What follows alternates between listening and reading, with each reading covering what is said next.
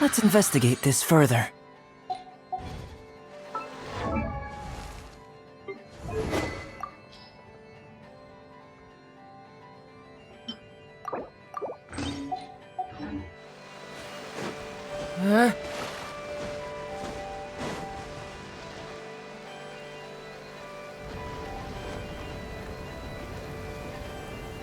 Oh, it's Durin!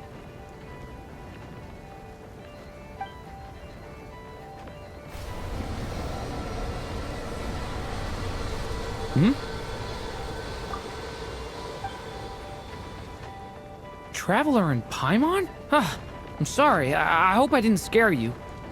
Oh, no, you didn't scare us. Just gave us a little surprise. Looks like you've gotten even more powerful now. I don't know. It just feels like it's gotten harder to control. I didn't mean to strike so hard. I'm so relieved you didn't get hurt. It's all good. We've had worse. No, don't worry about that. It's been very stable ever since I got this body. Albedo made sure of that. What you saw just now is something that only started happening recently. Maybe I'm still acclimating or something. I'm sure it'll clear up over time.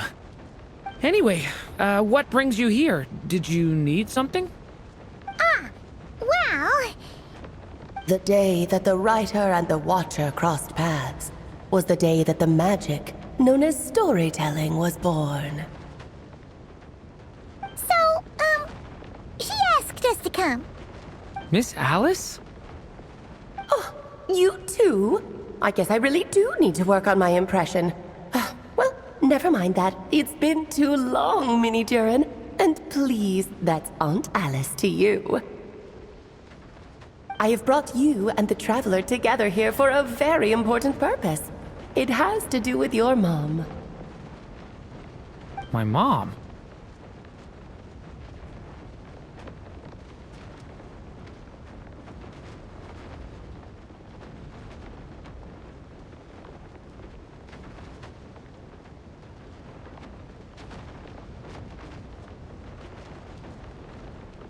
Indeed, fairy tale author extraordinaire, Anya Marie Andersdaughter. See, I knew this would be right up your alley. Now then, if you'll open the book, I will begin narrating.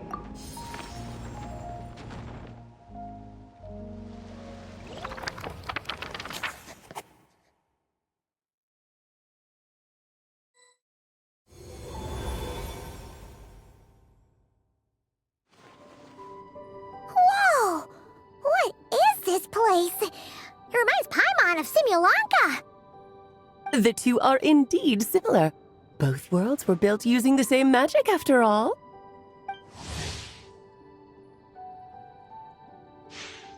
Aha! So it is Alice!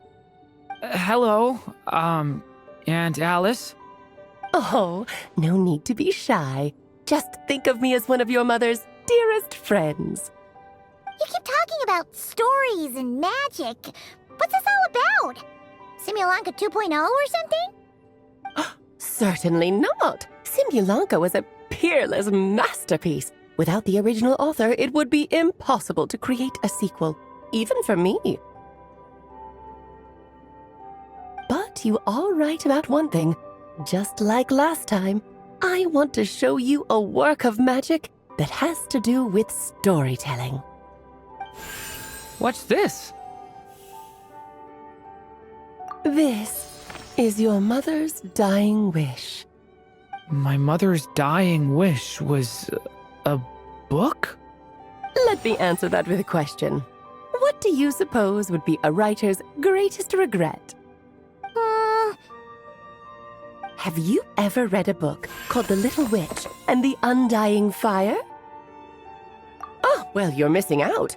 It's a wonderful book. It began as a little game at our tea parties. Each of us took turns writing the next part of the story. I wrote the first volume, then the other mages took their turns. Em was tasked with writing the final volume and tying everything up. But by the time everyone had finished writing their parts, Em had passed away. Oh, it was a terrible shame. A true tragedy. And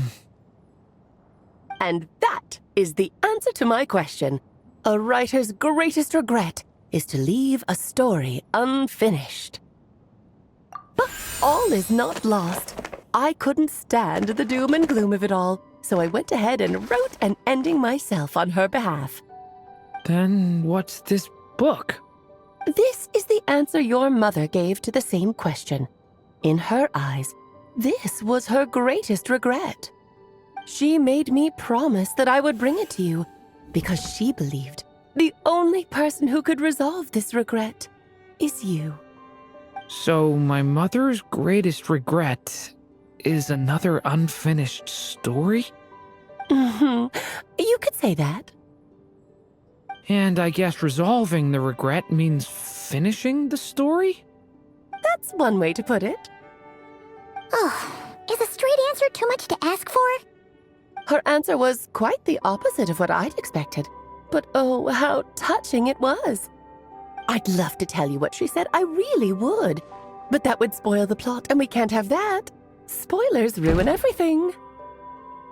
Oh. Just think of this task as giving a story a much-needed ending. All I ask is that you do your best. I understand. But I only just started learning human script, and I don't have any writing experience at all. Relax. Why else do you think your dear aunt went and found you two such wonderful helpers? With their experience, you'll have so many story ideas you won't know what to do with them. So, Yeah. If it's to help Durin fulfill his mother's dying wish, then we're in. Aunt Alice, could I ask, what kind of story was my mother hoping to write? I had a feeling this might come up. But that answer isn't mine to give. You'll have to find it yourself, here inside this book. Don't worry. We'll help you come up with loads of ideas. Yeah, let's find a nice spot where we can settle in and read through this thing. We could even get some snacks, too. Oh, the actual process might not be quite the walk in the park you're imagining, Paimon. Why's that? Because when Em created this book, she borrowed my magic. In other words, it's not a book you can just pick up and read. It's a magical book. Its chapters are scattered through memories of the past. Gather them all, and the book will show you its secrets. So, where are we supposed to find these memories? Em left a trail of clues for each unfinished chapter. Follow the hints, and you'll find them. Oh, and when it comes to adding to the story yourselves, you'll need to use this. And this is... This, my dear little Paimon, is the ink Em left behind. Infused with a little of my own magic, of course. If you're planning on writing something inside the book, you'll need it. It's extremely precious, so be sure to use it sparingly. This is all that's left. So we need to search for the memories and keep an eye on how much ink we're using. Oh, it just had to be a wild goose chase, didn't it? Perhaps it's just another form of storytelling. Em was ever so creative when it came to things like that. Just think of it as a little challenge your mom left behind. Who knows? There could even be a mysterious prize at the end of it all.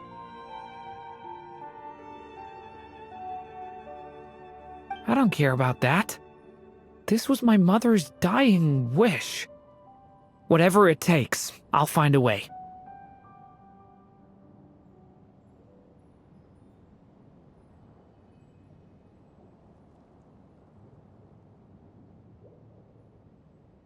Yep.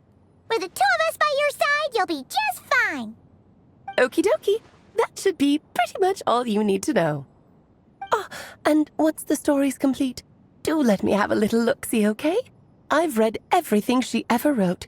So naturally, I can't miss this one.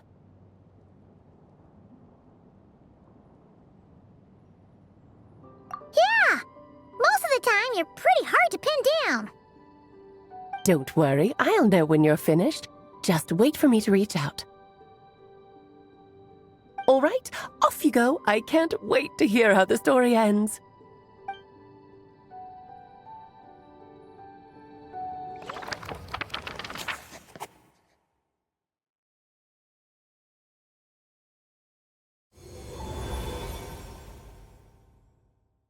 Oh, here we are again. Alice's magic really is incredible, huh? Right. Alice mentioned we should be on the lookout for clues. Huh? A corner of repose for countless tales, watched over by the honor of knights. A place for stories to sleep, perchance to dream of ancient cities and the epics of ages past. There, a witch once spent a sleepless night, and all to bring forth a story yet untold. Find the place I speak of, for it is where the seeds of this story lie. Was that a riddle? Where do you think this mysterious place could be? Hey, you might actually be onto something. Guess that means we need to head back to Mondstadt? I had a feeling that's where we would be headed. After all, it's where my mother was from, and I bet it's where she wrote this story, too. Yeah, that makes sense. Still, I feel bad about dragging the two of you along on such a long journey. Don't worry about it. We don't really have much going on right now, so we're all yours. Come on, let's go!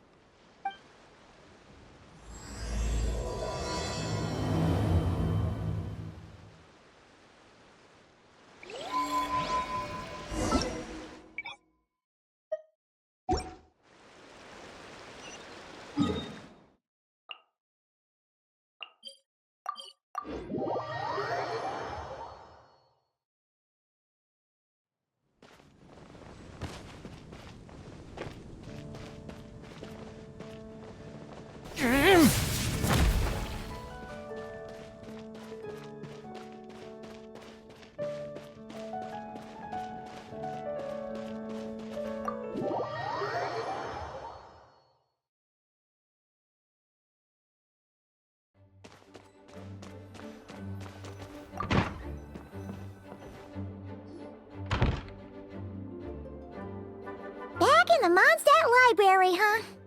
Talk about a trip down memory lane. So, we're supposed to find the seeds of the story, right? What do you think that means?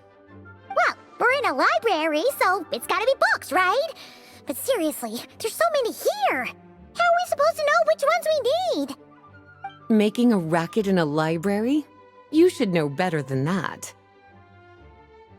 Lisa! Oh, sorry about that. Now, who do we have here? Ah, my golden-haired cutie. And my little horn cutie, too. Sorry, Miss Lisa. I know you taught me to be quiet in the library, but Paimon was just trying to help. Please don't be too hard on her. Well, it has been far too long since we saw each other, so I suppose I can let it slide just this one. Back when he first arrived here, poor Jean wasn't sure what to do with him, so I stepped in to lend a hand. I figured if I can handle a boy raised by wolves, then teaching one who's part dragon should be a walk in the park. Nice! Sounds like Durin was welcomed with open arms. Why, of course. Now, let's save the reminiscing for another time. I'm sure you're here for a reason. Did you need to borrow some books? It's kind of hard to explain. Maybe you could take a look at this. Oh?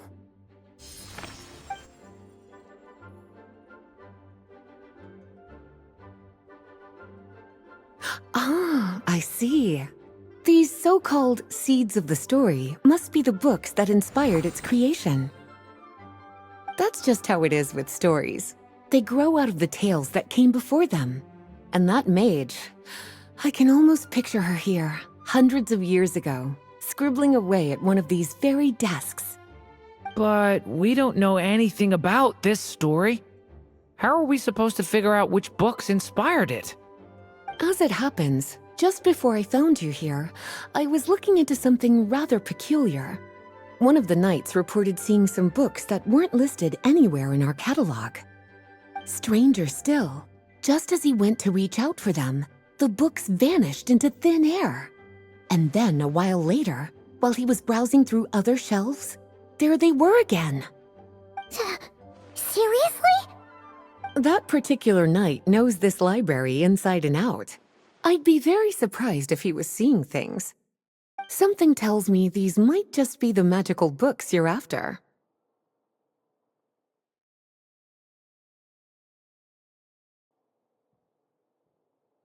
According to the report, there are 3 of these books in total. I'll be relying on you to track them down, cuties.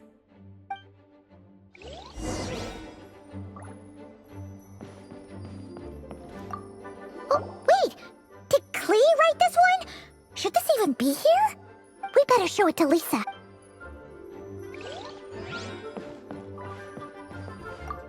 Kinda looks like a poetry collection. But why is part of the title missing? Let's see what Lisa make.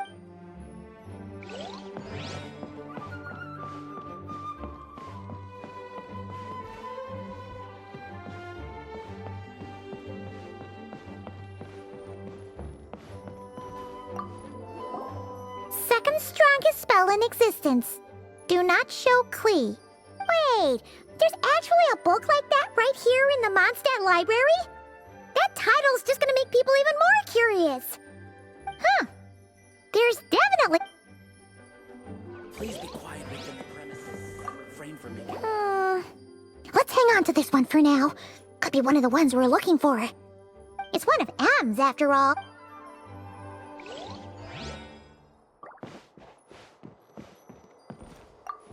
An experiment log? Looks like part of the title's been erased. There's something seriously suspicious about this book.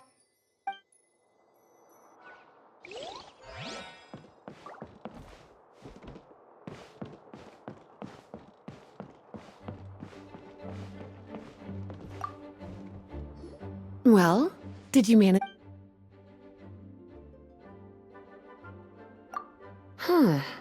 This Yeah, Albedo was the one who brought it in. He suggested I place it on the restricted list and keep it sealed away. why?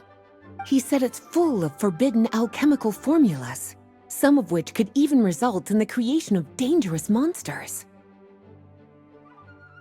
Apparently, the danger it posed was so great, he didn't even feel like it was safe to carry around or keep it in his workshop.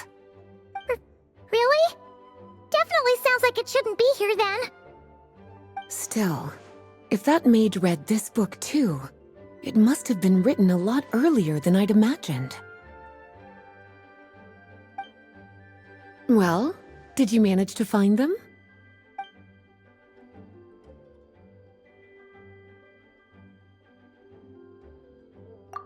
Yes, this is a restricted book, all right.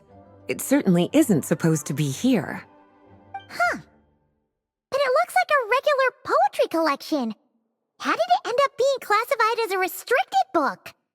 The issue lies with one of the poems inside. You've heard of the great battle that took place on Dragonspine, yes? 500 years ago, during the cataclysm in Conria, an evil dragon descended upon Mondstadt. A fierce battle with Dvalin ensued, but in the end, the evil dragon fell, and Dragonspine became its resting place. We're talking about Durin. The Durin of Dragonspine.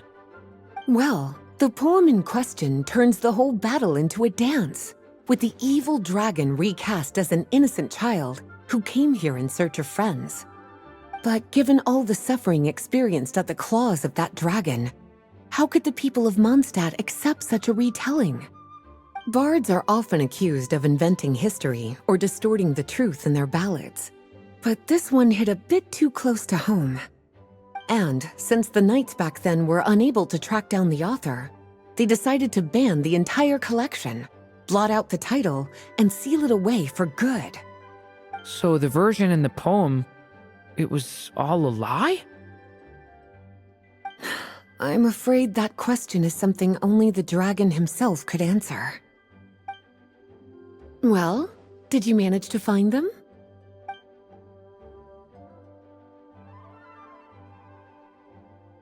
Truly extraordinary, and certainly not the kind of thing that should be just lying around. In fact, Miss Alice gave strict instructions about it. So, it's some kind of book of spells? Paimon's guessing magic this powerful should be kept a secret. It's true. This book does contain one of Miss Alice's spells. But honestly, virtually no one could actually pull it off, even if they tried. The only reason it's even meant to be in the restricted section is because we can't let Klee get her hands on it. After Klee was born, Miss Alice advised us to seal it away. She even added that little subtitle herself. So, it's to keep it away from Klee, huh? Does that mean she could use it to cause even more mayhem than she already does with Jumpy Dumpty? No, that's not it. As Miss Alice herself put it, letting Klee see it too early would spoil the surprise.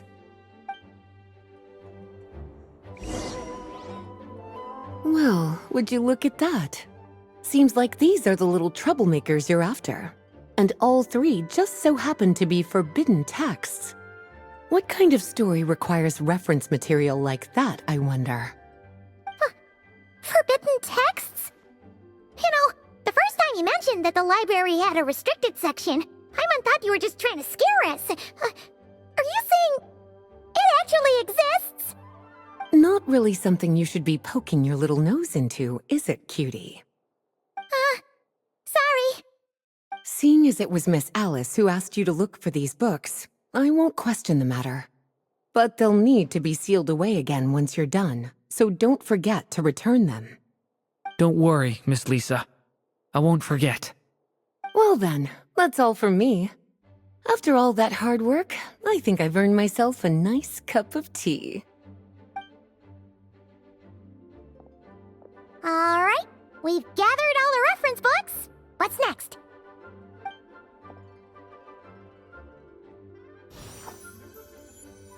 Wait, look!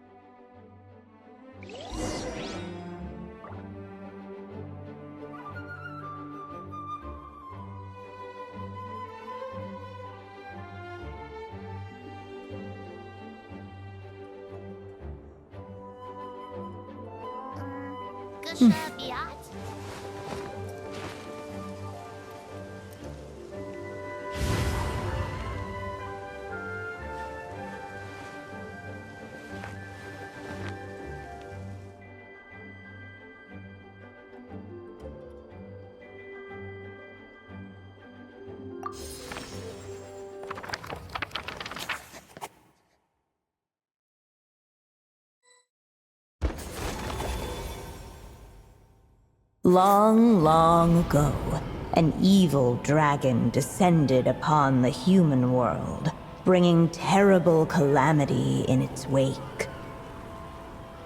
Bravely did the people resist, until at last, the dragon lay slain. Later, a witch with a love for stories came upon the tale of the evil dragon, and for reasons she could not explain, felt a pang of sorrow on its behalf. For she knew, despite its body being born of wicked alchemy, all along, the dragon's soul was that of an innocent child. Right up to the moment of its death, it had no choice in becoming a vessel of calamity, nor could it fathom the cruel fate that lay before it. Though the witch had a love of stories, she was not pleased with how this one ended. No, that won't do, she thought. I'll write you a better ending instead. And so she set off to do just that, borrowing a little magic from her friend. With it, she wove a dragon's egg, resolving to rear a dragon child of her own.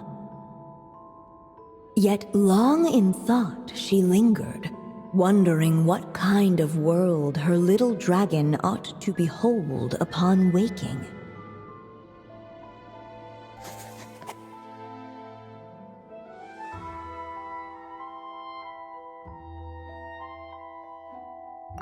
At last she made her mind up, adorning the cradle with a trace of palatial splendor.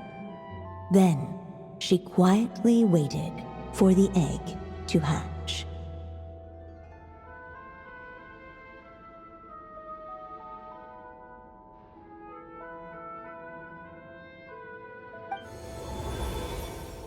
Whoa! We're actually inside the story! This must be Aunt Alice's magic. Yeah. A story about me? Why don't we just see where the story takes us? All we know is the beginning at this point. Okay. And now a golden-haired traveler, a silvery sprite, and a dragon-born youth step onto the stage. What new chapter will their arrival bring? Whoa! That came out of nowhere! Was that the same voice we heard just now?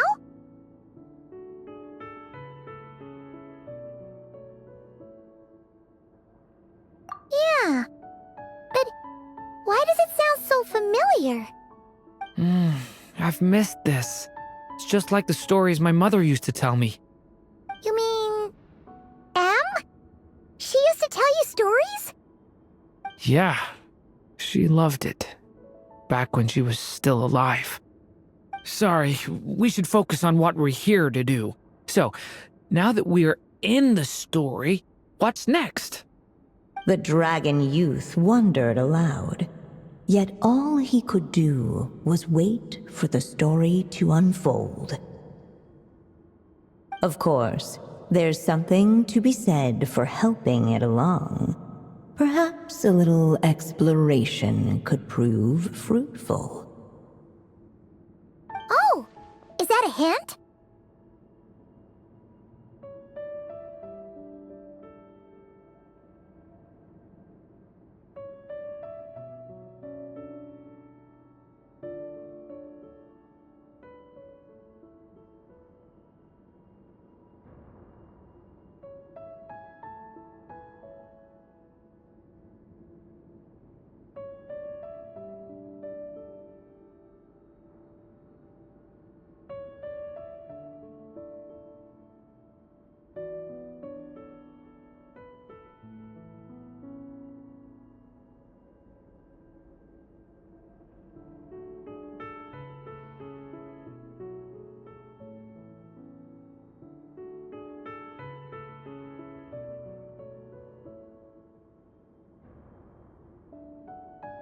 Yeah, I agree.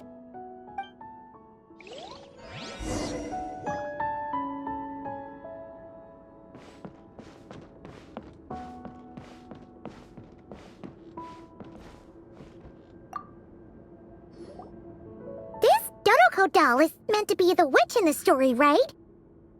Wait a second. All the people we've seen that look like that turned out to be mages from the Hexen Circle. Do you think the witch in this story is one of them too? My mother had a hat just like this. Then, the witch must be M. Looks like this story really is about Durin, huh? Whether the sprite spoke true or not, it had little bearing on the story at hand. For in that moment, what mattered most was not that she was a witch, but a mother waiting for her child to hatch. Let's keep looking.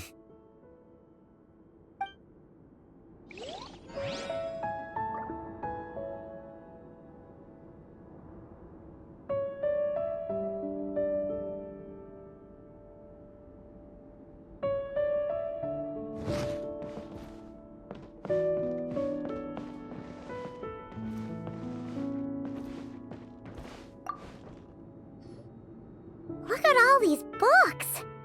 Guessing the witch did a lot of reading while she was waiting for the egg to hatch.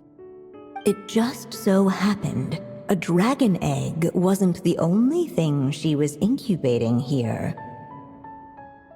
Where else might a story be born, if not among books? Oh!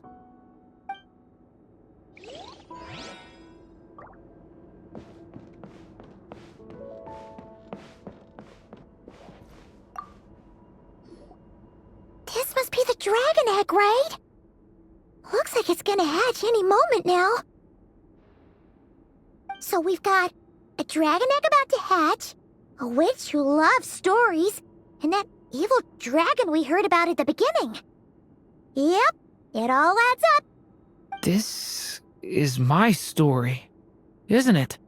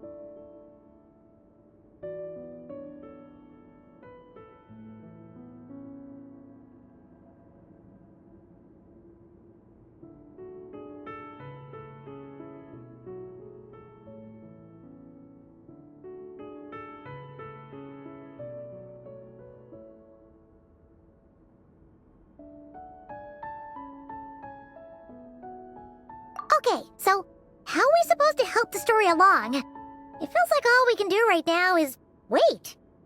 Apparently, it hadn't dawned on the group to look for a way to help the egg hatch faster. Oh, right! We're at the point in the story where we're waiting for the baby dragon to hatch, so that has to happen before the story can continue. With the flames at his command, perhaps the dragon youth might be able to provide the egg with sufficient warmth. What? You want us to roast the dragon egg? The silvery sprite's surprise betrayed her lack of reading, for in countless tales it is told that only by fire's embrace will a dragon's egg hatch swiftly. Huh, you kinda have a point there.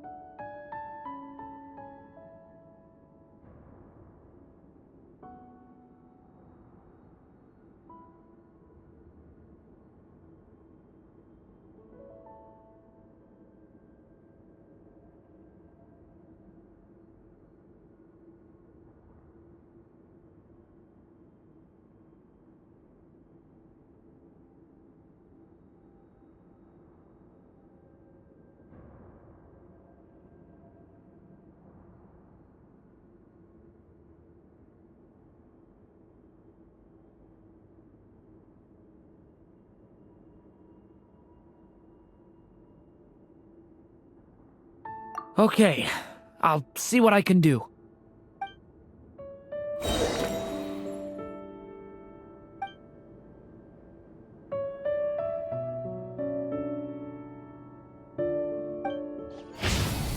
Thunder! A lament for the end!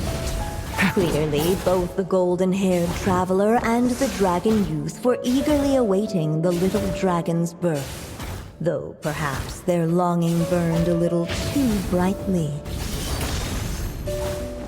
Still, such fiery anticipation might itself become a blessing.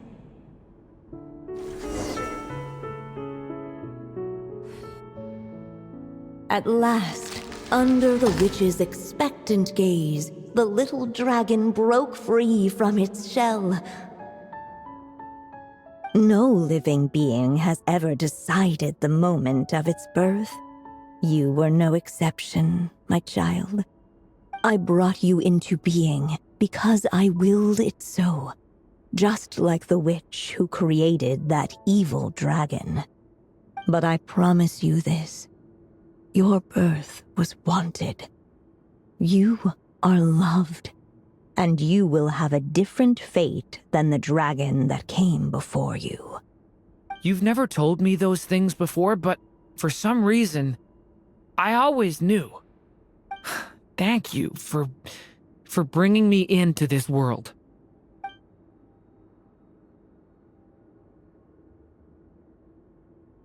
The waiting witch did not feel lonely, for she had 3 visitors by her side. Together, they beheld the hatchling's first breath of life. Holding her dragon child close, the witch promised him a life unlike that of the evil dragon. And so, nestled in his mother's warm embrace, did the little dragon's story begin.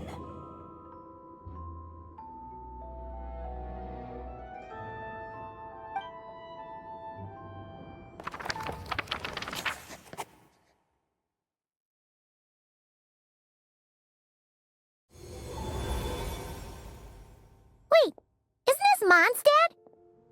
Looks like there's more written on the page now and less ink left. Yeah, but why does M seem to think that the story isn't finished yet? Durin broke free from the curse, came into this world with a new body, and even made a bunch of new friends. That already sounds like a happy ending to Paimon.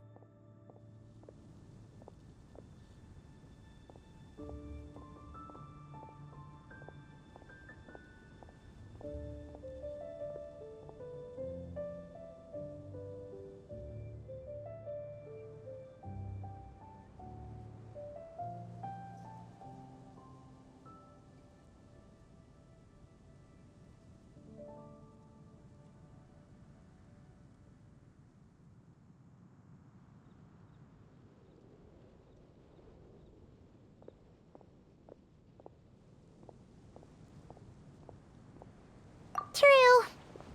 Everything's always so mysterious with these mages. Guess all we can do is wait for more clues. Huh.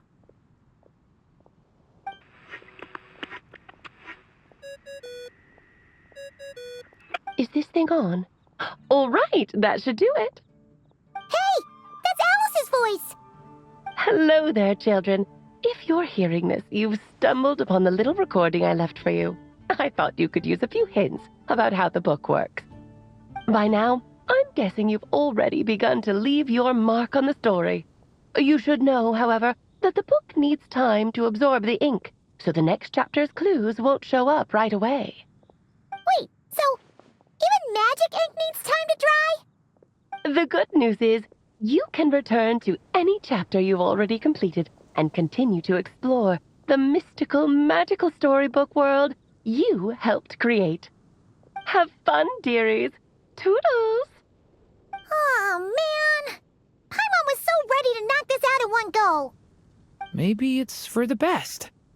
Sooner or later, we'll end up being whisked off to another world again, and if that happens, who knows when we'll be able to come back. So it might be good to take a break while we can. A break. Yeah! Paimon has a sudden craving for the Good Hunter's sticky honey roast. And we happen to be in Mondstadt, so... So let's meet up here later. I need to find Miss Lisa to return those books anyway.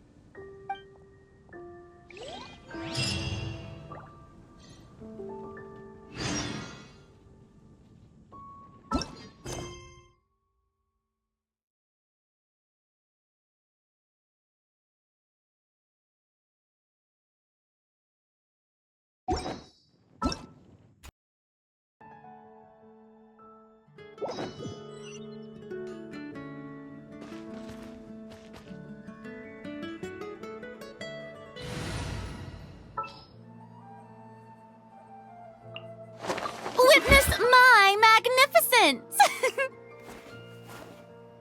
As you wish.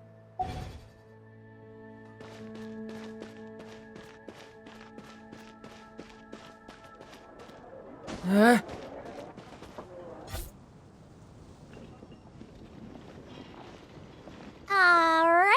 let's see who lucked out and got this free trip to Mondstadt.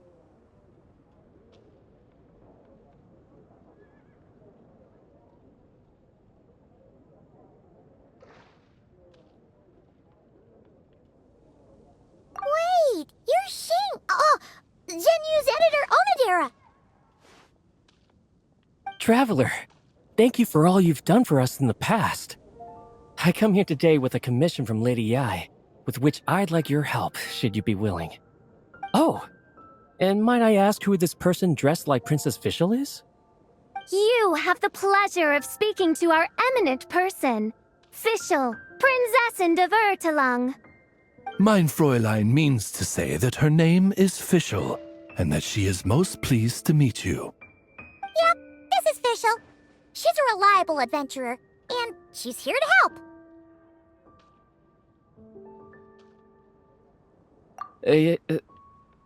Yeah, I, kinda got that the first time. Since thou hast learned my name, understand this. To speak it is to be absolved.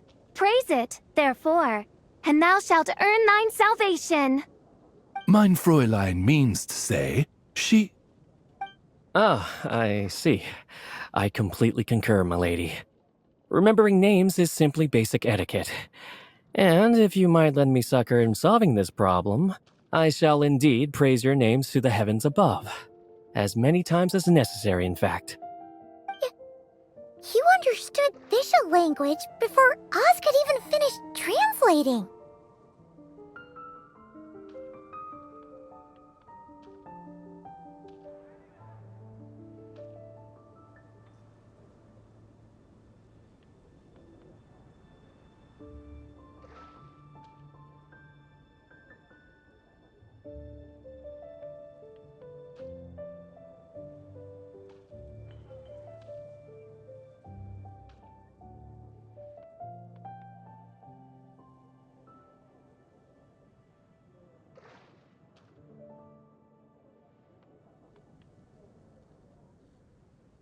Well, let's get down to brass tacks then. Now, have you heard of the author Mr. Nine? He's famous for writing the legend of the Shattered Halberd. Flowers. What was that, mein Fräulein? Flowers for Princess Fischl. That's what Mr. Nine is actually famous for. Mein Fräulein means to say, even should the creator be cold and unmoving, the Prinzessin and her immer Nachtreich's resplendence might yet compel them to weep. Well, sure. The author of Flowers for Princess Fischl, Mr. Nine. He sent a letter from Nodcry asking for help, and he seems to be in bad shape. So ask the Adventurers Guild or a local mercenary to find him. Seems pretty simple to Paimon. Where it's so simple. But here's the problem. We don't know anything about Mr. Nine. What he looks like, how old he is, where he's from. He's only ever communicated with us via letter, from addresses all over Teyvat. And he's never showed up to our annual meeting or events. Not once. So, what are we supposed to do? Well, we'll need to investigate Mr. Nine's identity, that's for sure. We did a bit of digging ourselves, and we realized that ever since completing the Shattered Halberd series, Mr. Nine's handwriting began to change. His initial editor has decided to retire to focus on his own writing. And he didn't have much to add either. Whatever hath once existed in this world is enshrined in the memory of the Prinzessin de Vertelung, to endure unchanging in her Immanakreich. For from the sacred primordial words flow the wellspring of all cause and consequence. Mein Fräulein means to say that Yes, we had the same idea. So, we tracked down the original manuscript of The Legend of the Shattered Halberd. Aw, man! Genyu's gonna be so mad he missed out on this. Wait, you didn't need Oz to translate this time either, Onodera.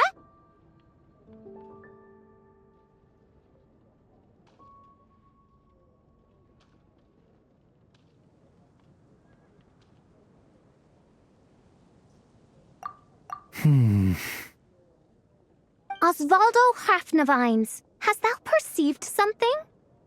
no such Henry exists, mein Fräulein. I sense a faint, elusive resonance, something akin to the magnetic field, gravitational force, and threads of cause and effect that surround you, mein Fräulein.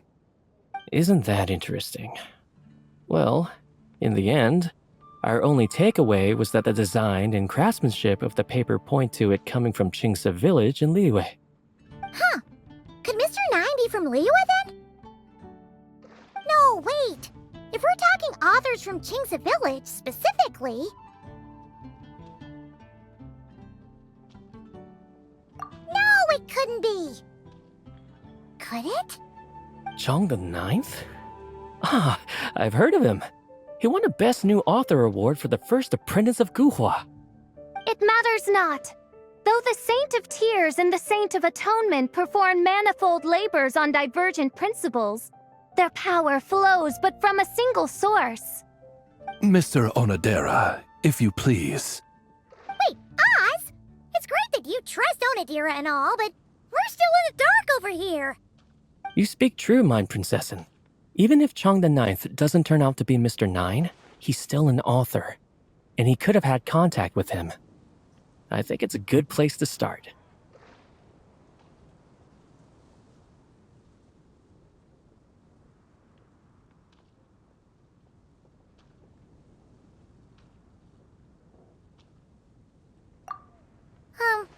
Yeah. Well, either way, I appreciate the help. I'm counting on you.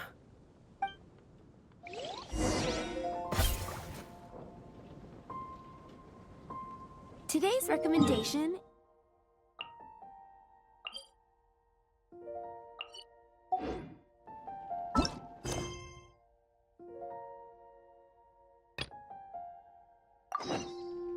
Can I stop here and play?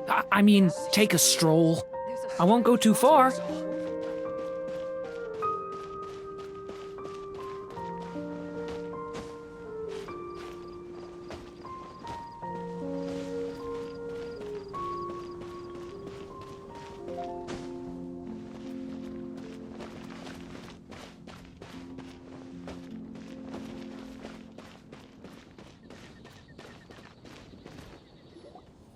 Hey, Durin!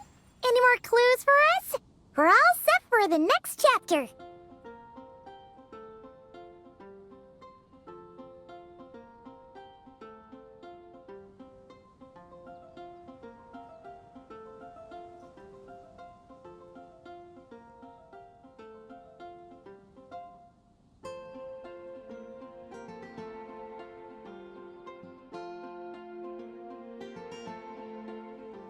Yeah, I was just about to come find you. Let's see what it says. Now sprout to life the story's seeds, stirred by wind-borne melodies. Then on that breeze the music leaves, fading into distant memories. Seek the place where wind and tale entwine, and once there, make 3 riddles into verse, and 3 melodies into song. For in poetry and song will this story start to blossom. Come on! Another riddle? All that talk about wind and melodies? What do you think the answer could be?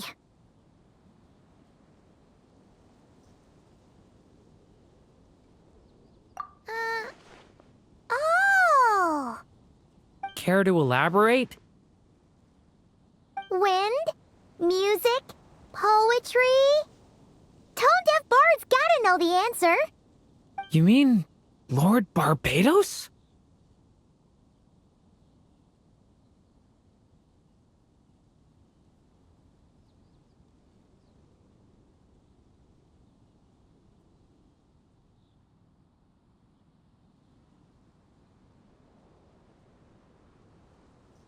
Albedo introduced us when I first arrived in Mondstadt.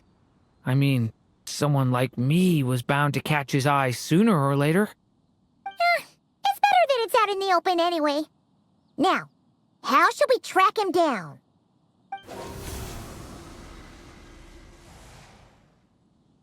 I'm pretty sure he's already caught wind of what's going on here. Why don't we just see where the wind takes us? Right. He definitely makes it easy to forget he's a real god sometimes.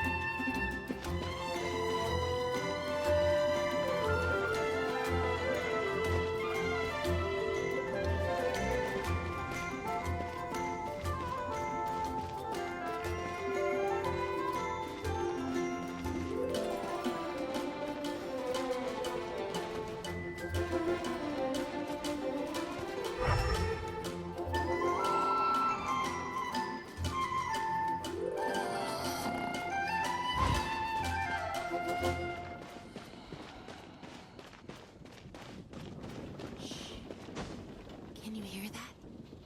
It's the whispers of the wind.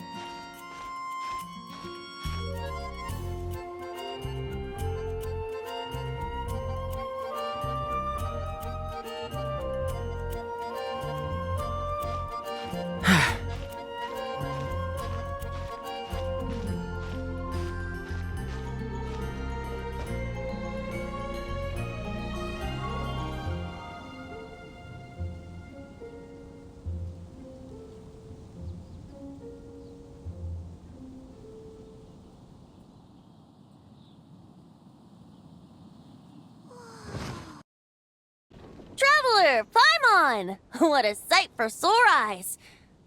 And the little dragon from the fairy tale world. I heard your voices calling out to me on the wind.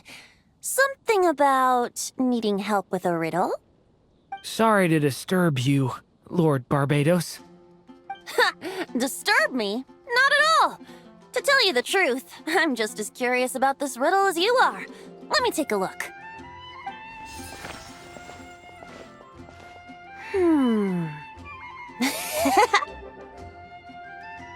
What is it? Did you figure out the answer? 3 riddles and 3 melodies. That sure takes me back. The answer you seek lies hidden in memory. Looks like running to Tone Deaf Bard was the right call after all. Long ago, those mages came to Mondstadt, seeking to test their strength against mine. But I replied, let us make music, not war, and resolve our conflicts through song. So I strummed my lyre and sang them this verse. O wind, welcome now, my guests. Pass through verdant leaves unseen, where shape your formless self may take, and offer up a graceful scene, a fleeting gift for welcome's sake. Leap at the edge of a sea of clouds, where land meets sky and sky meets ground. There frighten off the noisy crowds and bring my guests a calm profound. Fly beneath the stars up high, where mortal noise is swept aside, that my dear guests with starry eyes may share the dreams they hold inside. Now go to where I vowed to keep a quiet spot for them to sleep. No clash, no contest bars the way, just tea and mirth to fill the day. There you have it, the 3 melodies. As for the answers to those 3 riddles, I trust you can guess them by now. The woods, the edge of a cliff, and the sky? Correct! Funnily enough, your mother was also the first to solve it, all that time ago. There must be some kind of special rapport between those who write stories and those who sing them. The woods, a cliff, and the sky. Oh! So that's where it is! I suppose the spot that answer points to is where you're headed next. You should know, after solving my riddle, the mages even accepted my proposal and made that location their official meeting spot. And going by what your book is suggesting, once you found it, you might want to try playing the melody I just shared with you. Guess you can be pretty reliable when it counts, huh, great animal Archon? Thanks for the help, Lord Barbados. Still got questions for me, huh? Yeah, you must have read countless tales in your time, being a wandering bard and all. In your experience, why might an author consider a story unfinished? Unfinished? Well, I guess if there's something left to accomplish in the story, or, if the last line goes, to be continued. Huh?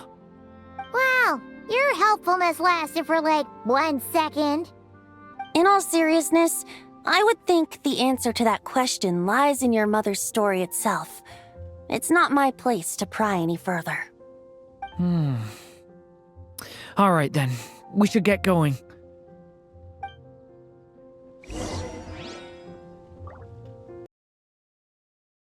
Wonder when their next meeting will be.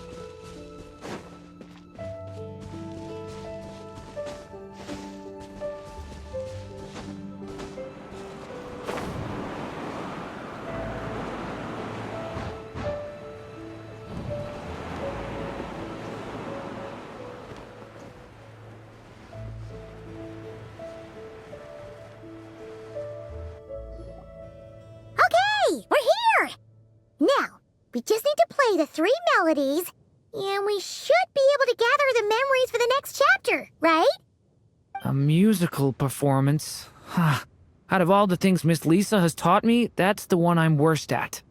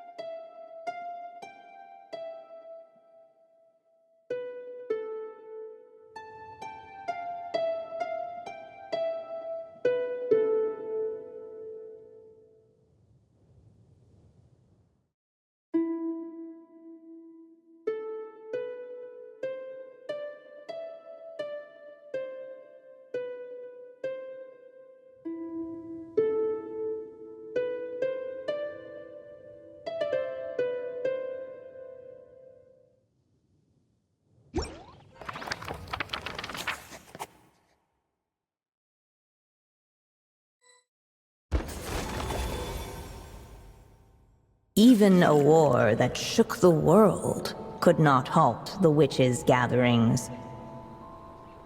Yet even so, with the passing of time, 3 of their teacups no longer came to be set. The witches did not linger long in sorrow, for the Story Witch had brought glad tidings of her own. Born was her dragon child, safe and sound. Her fellow witches offered up their blessings, eagerly debating how to celebrate the child's birth.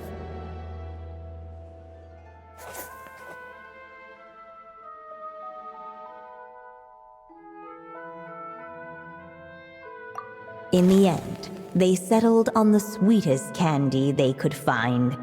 After all, what could be sweeter than the arrival of new life? And so, the witches' gathering turned into a birthday celebration.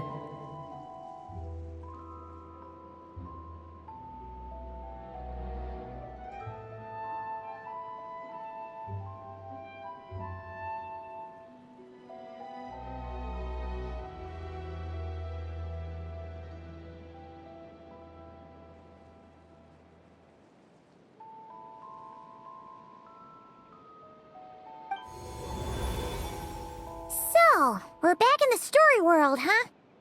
As if from nowhere, new guests appeared at the witches' table. Perhaps they too had come to celebrate the dragon child's birthday. Yet while everyone else was busy thinking about what kind of gift to offer, these 3 seemed to have come empty-handed. Hardly the recipe for a warm welcome to a birthday party, now is it? A gift? Hey, what's this all about? We only just found out this was a party! While the guests voiced their complaints and grievances, perhaps they should have been wondering what kind of gift to give instead. So, we need to bring a gift to advance the story? But where are we supposed to get something like that? Perhaps it would be a good idea to have a look around. Why didn't you just say so?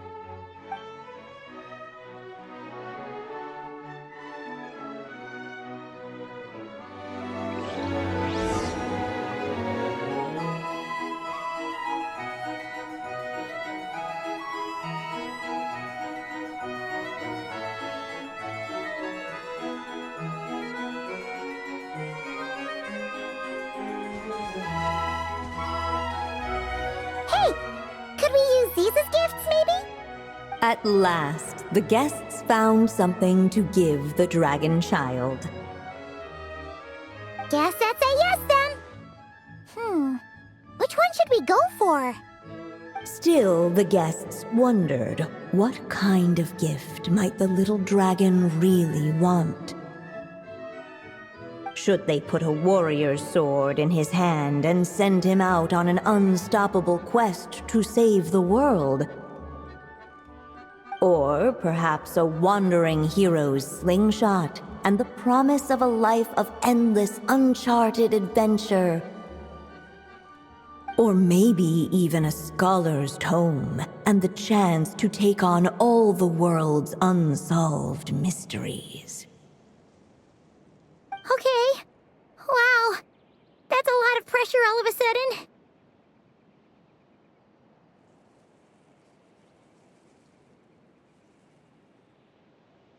Oh yeah! Technically, we're actually picking a gift for you. So, which one would you prefer? You want me to choose? Wow, this feels kinda special. How come? For as long as I can remember, I've spent most of my time living in the stories my mother created. I always thought my mother had everything written out for me already, just like the toy figures in Constellation Metropole. What I wanted to do with my own future. That's something I've never really thought about. What did I want back then? This is the first time I've ever asked myself that question. Sounds like this is the perfect opportunity to answer it then. It's been a while since you left Simulanka, and after everything that's happened, it might be about time to start thinking about your future. Then let me give it some thought.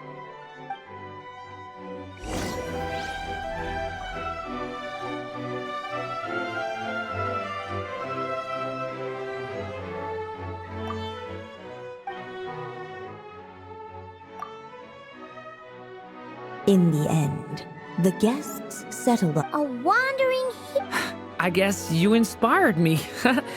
During our journey from Mondstadt to Nodcry, we passed through many places and encountered all sorts of different people. But despite the immense distances between them, there was always one topic that kept cropping up. Your accomplishments. Well, we are world-renowned adventurers after all. Come to think of it, isn't a wandering hero basically the same thing as an adventurer? I've always thought of adventurers as people who chase after stories, and in doing so, they also leave behind many of their own. I'd like to become someone like that too.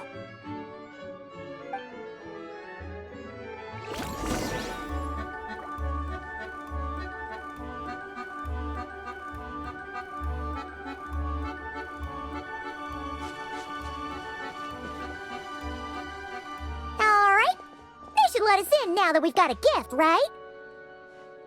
Hello there. Brought a gift this time? The newly arrived guest presented his gift, wishing the little dragon a future as a wandering hero, free and unburdened. Accepting the guest's blessing, the Story Witch invited him and his friends to take their place around the table. Finally, she could introduce them all to her dragon child, telling all in attendance about the moment of his hatching, and of course, the name he'd been given. It was then that the Seer Witch, diviner of the stars, withdrew her gaze from the heavens and turned a sorrowful glance upon the little dragon. You gave him the same name as that evil dragon? That's right. But the life I intend for him shall be very different. What folly, to love so blindly. For as you must know, a name is the mirror of destiny itself.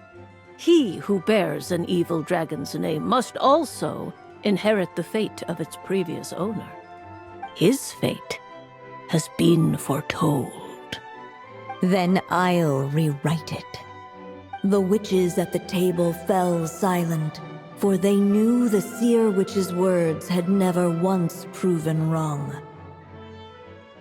Yet, just as clearly, they recognized the story witch's resolve, for there is scarce a force in this world more fearsome than a mother's love. At last, the merry witch stepped forward, dispelling the uneasy silence. So be it. Then we'll all lend a hand. Together, we shall rewrite this child's fate. You mean to defy one of the fundamental rules of this world? I refuse to be shackled by such rules. Besides, this is a witches' gathering, is it not? What could be more fitting a subject for this occasion than to defy them? Oh? Sounds like an interesting experiment. I suppose, were we to succeed in this endeavor, we might bring a touch of wonder to this otherwise dreary sky of stars. The merry witch finally talked them all round, just like she had done many times before. Warm and strong as the sun she was, so much so, in fact, that those who her light shined down upon had no choice but to bask in it. And so the witches readied their gifts, 3 marvels of the cosmos. For this child, I shall decipher the ravings of the heavens and lay bare before him the trickery of fate. For this child, I shall leave a formula powerful enough to unravel the very origins of this world, that he may seek another solution for the conundrum of his life. For this child, I shall call upon wondrous magic to make possible his impossible wish. All the story witch had was the pen in her hand, yet with the love that flowed from it, she resolved to bring forth a marvel of her own. For this child, I shall leave behind the last story I will ever write, and with it, a path to an ending yet untold. With the witch's blessings given and received, the little dragon's fate at last began to turn. In the midst of the dragon child's birthday celebration, the seer witch proclaimed her prophecy.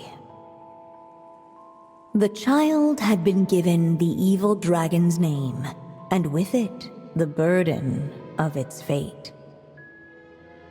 But hearing this, the story witch vowed to rewrite it all, for such was her love and resolve. And so the other witches offered their gifts in turn, marvels as rare as any in the cosmos. Together, they sought to test one of the fundamental laws of this world, in part to support a mother's love, and in part to sate their own curiosity. Oh, and I almost forgot. Our new guests came bearing blessings of their own. Who knows? Perhaps this extra spark of life might be all the little dragon needs to change his fate.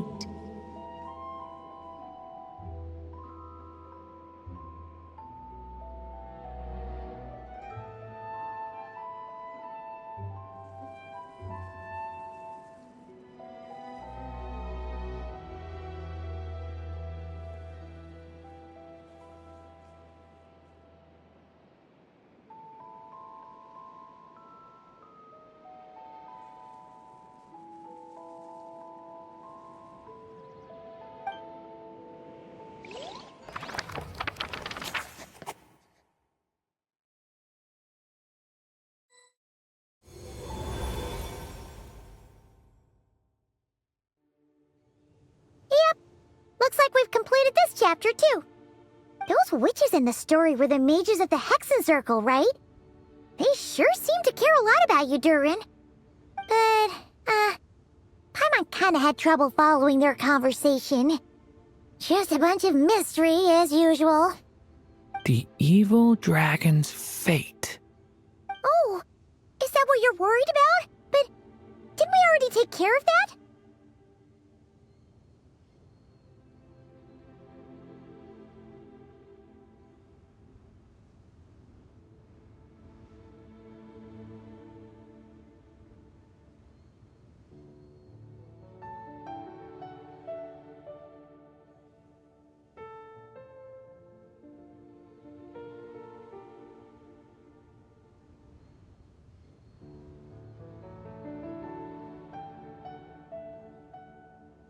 Ah, the mages must have had a hand in that, too.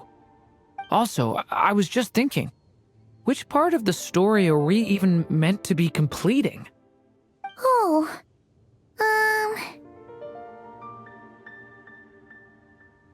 it feels less like we're filling in the gaps and more like we're adding something new altogether.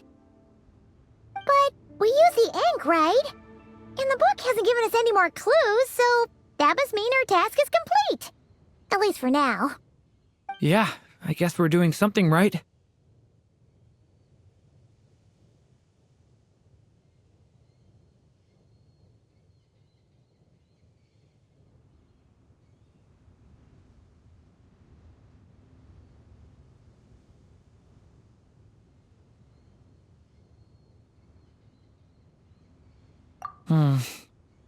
Maybe I'm overthinking things. It's just, this is my mother's final wish, so I don't want to mess it up. Anyway, thanks for all your help.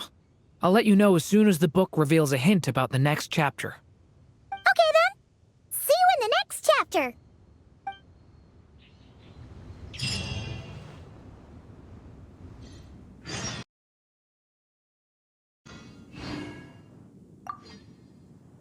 I think I'm gonna stick around, take my time reading through this book. If you feel like jumping back into the story, just come find me.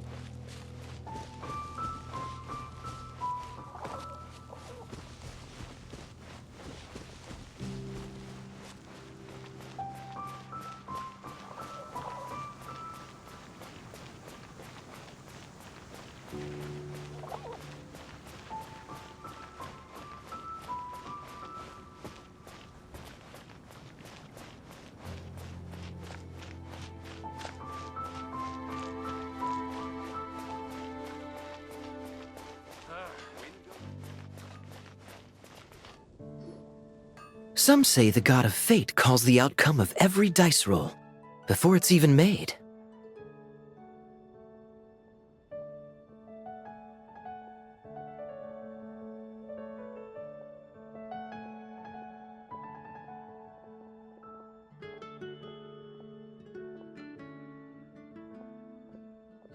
And that's why the secret to winning a lot of games is having that god on your side.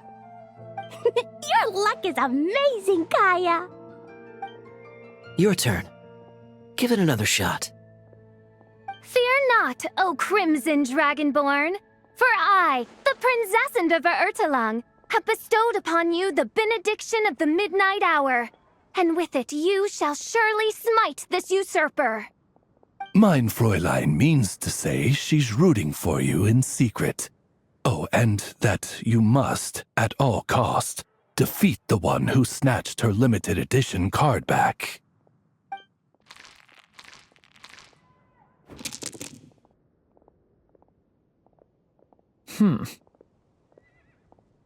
I'm not too sure if that counts as good luck or bad.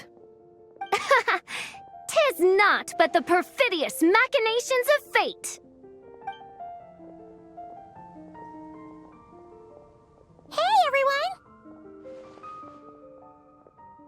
Miss Honorary Knight and Paimon, you're back!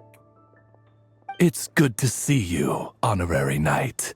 Mein Fräulein is quite invested in the outcome of this match, so please allow me to extend greetings on her behalf. Of course. But if you're out playing cards, how come you're not over at the Cat's Tail? There's something about our horned friend over there that seems to frighten off little animals. Could be because he used to be a dragon. Normally, the animals just steer clear of him, but in the close confines of the Cat's Tail, let's just say, the feline residents probably consider it their turf. And we all know how dangerous a cornered cat can be. I just wanted to borrow one of their nests for a nap. One of their nests? Wait, you mean a cat sofa? Yeah, it's more comfortable for me. I can stretch out just the way I like. But it turns out the Black Cat and his minions are quite territorial. Luckily, Miss Diona helped smooth things over, and they finally agreed to let me use one. But, I only get to use it after dark.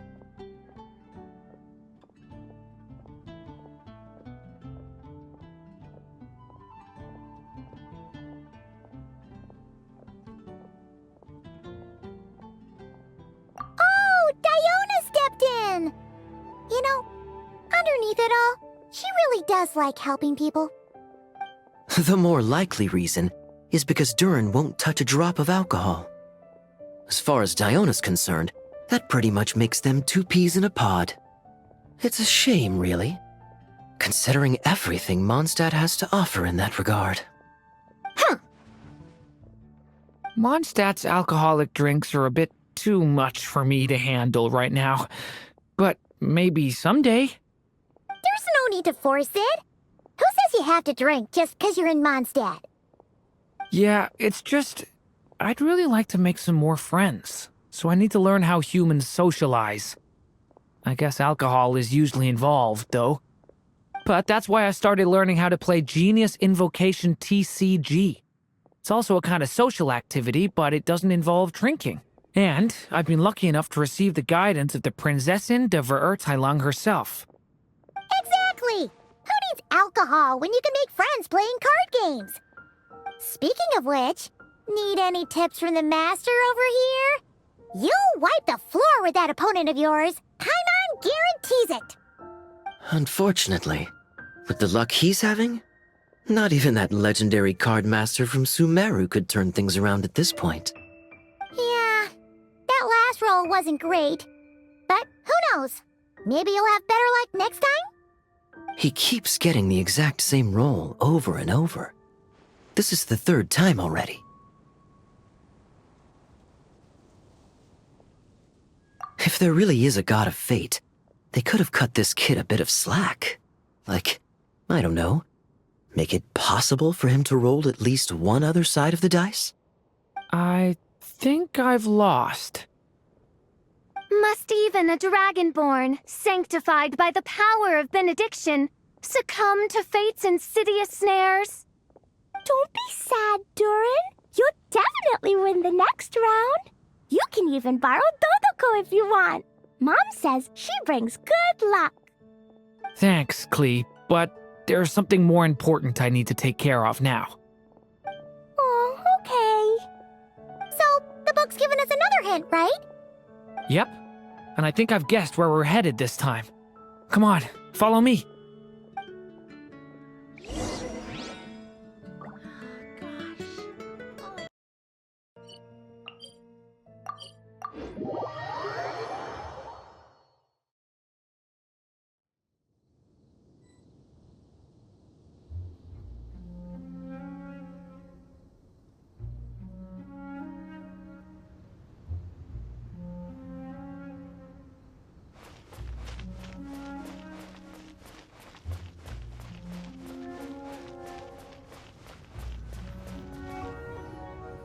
In what sort of castle might a storybook dragon dwell?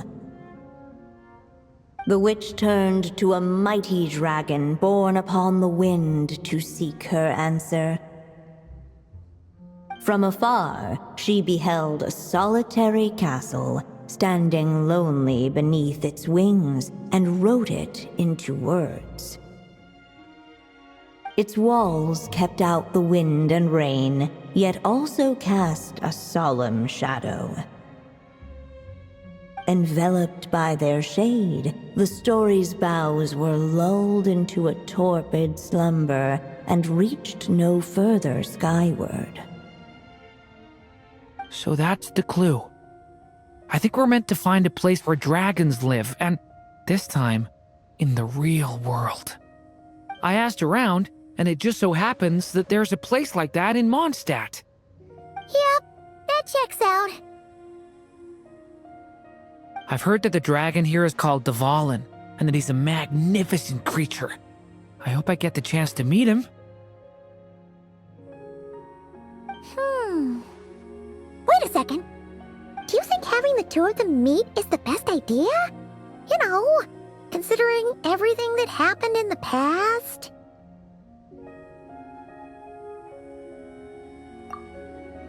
How would we even explain everything to him? Well, if we do run into Durin, it should turn out okay with us there at least. Is something wrong?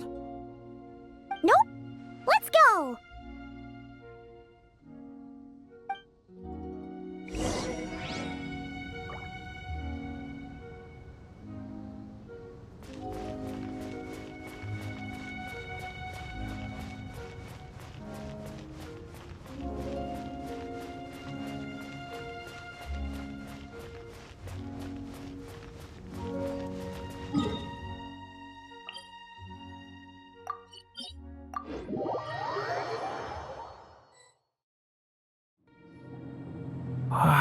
So, this is where Durin lives?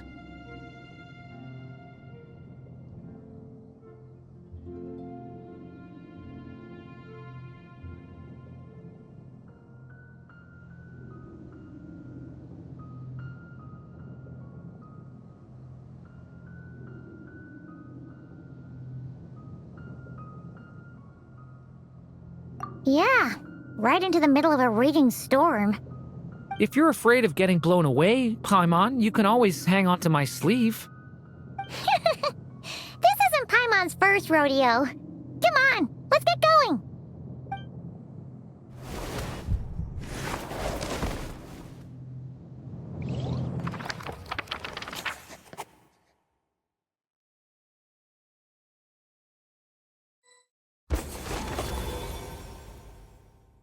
The little dragon grew with each passing day, and the Story Witch, who loved him dearly, built him a big, beautiful castle. Yet in the end, she herself succumbed to time's merciless march, setting forth on a journey to a place beyond even the stars. All of a sudden, the little dragon found himself alone. He tried leaving the castle to make some new friends. But already he had grown the claws and scales of an evil dragon, just as the prophecy had foretold.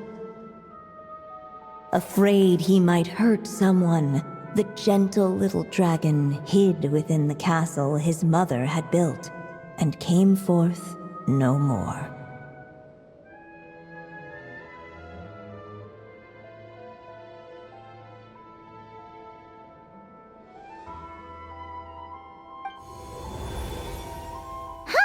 Looks like we're back in the story world.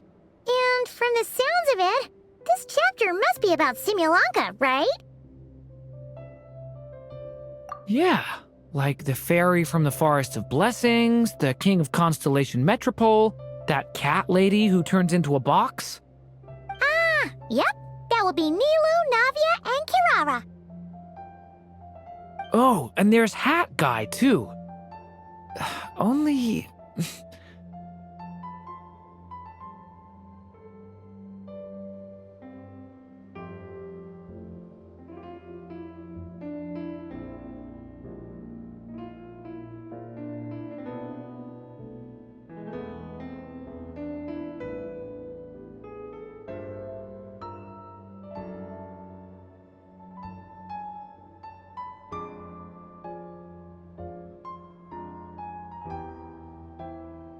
Only lately, whenever I see Hat Guy, I get this strange feeling.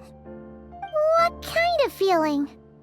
It's like there's something on his mind. He hasn't told me what it is, but I can sense it all the same. Well, he's always been kind of broody.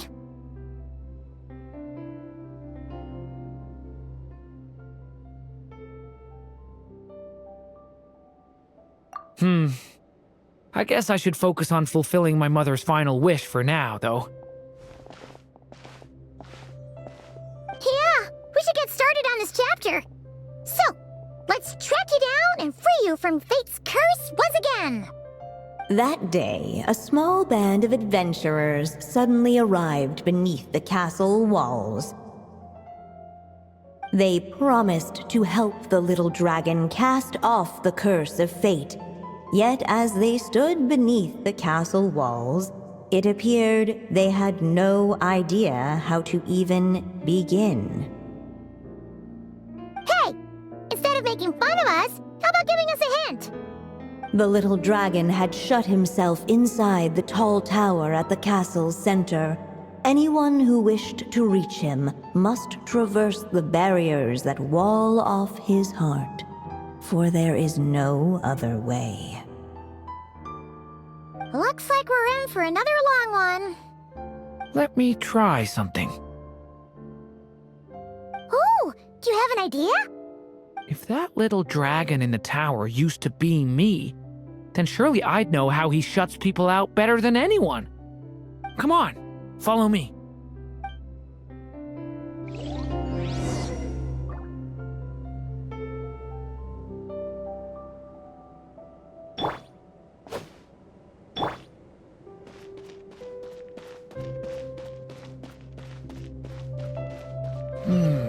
That telescope.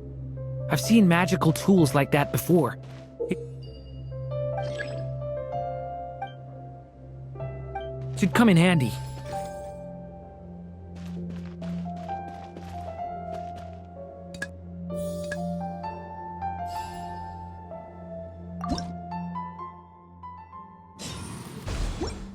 Whoa! That block just got bigger! We can get past the obstacles ahead by using these blocks to jump upwards.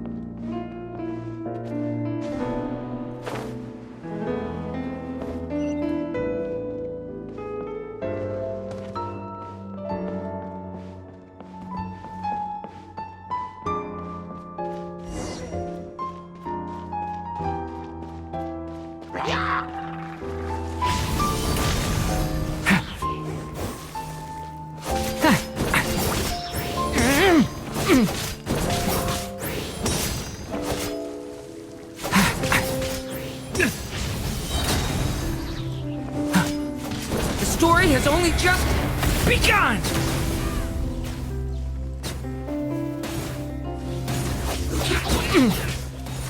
Stay back! The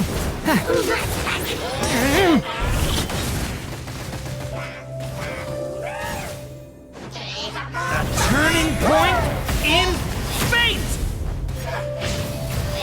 Watch out! This place is like a maze. How are we supposed to get through? We'll just have to check each spot.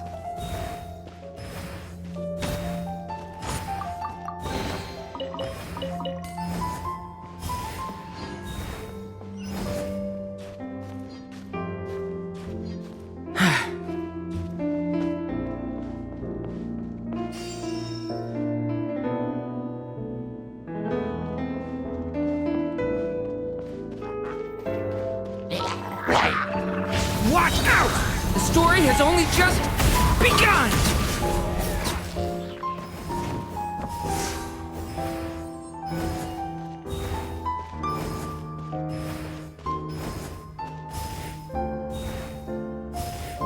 We should be able to use this block somewhere.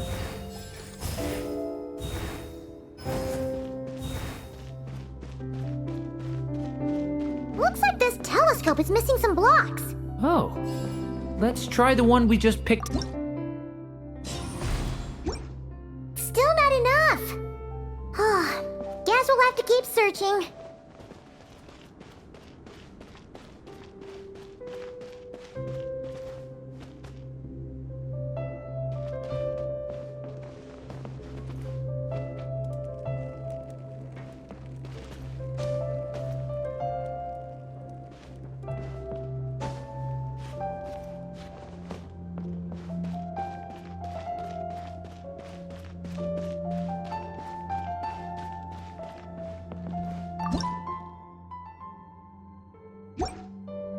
There's something off about that telescope over there.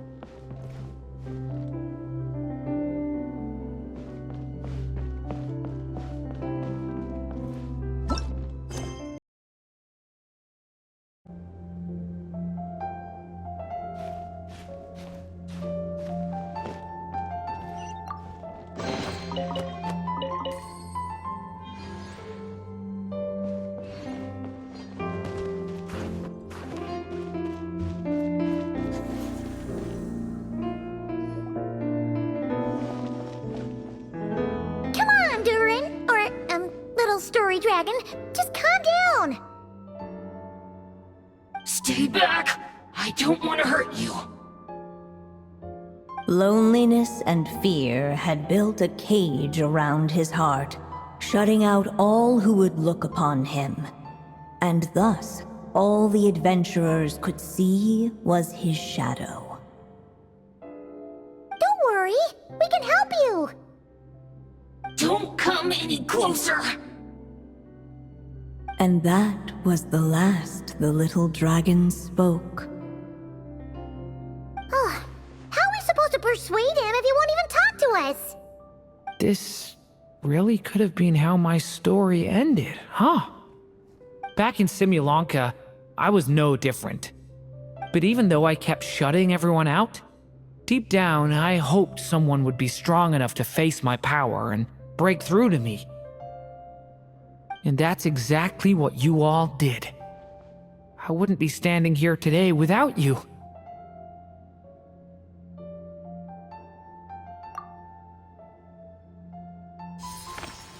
Despite the little dragon's silence, once more the story witch put pen to paper, and a miracle came to pass. The flying squirrel fairy, the giraffe king, and Catbox Lady arrived at the tower where the little dragon was hiding. But this time, guided by the miracle's light, they were able to traverse the shadows with ease. Unafraid of the little dragon's claws and scales, they came to be his friends, just as he had hoped. Nilu, Navia, and Kirara?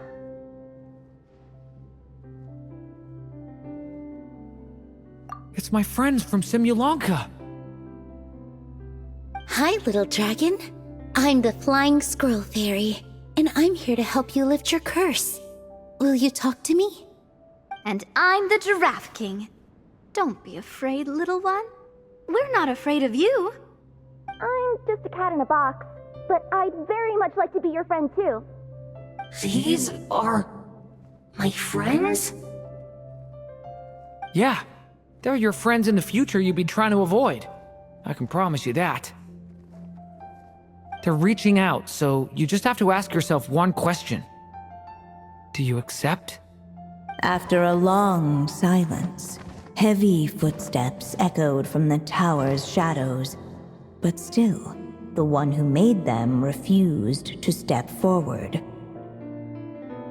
Though the cage to his heart had been unlocked, the little dragon remained ashamed of his claws and scales. How can I face my friends like this? Don't worry, little dragon. We're gonna offer up our blessings and make a wish to the goddess of fate to release you from your curse. Yeah, just like last time. Make a wish? To the goddess of fate? At that moment, the Merry Witch made her entrance. Hello, little one. Don't be afraid. With the blessings of your friends, your wish shall be granted. Alice? Wait, you're the Merry Witch from the story? Correct. It is I, the Merry Witch, creator goddess of this realm. And it just so happens the goddess of fate is none other than my dear friend, the Story Witch. I'm here to make good on my promise to lend her my second strongest spell. With this spell, she'll have the power to create an entire world. So naturally, granting your wish won't be a problem. Provided, of course, you receive your friend's blessings. But before we proceed, I must check something on her behalf. Little dragon, do you accept this blessing? I want to be your friend. So if you're offering, then yes, I would love to have your blessings.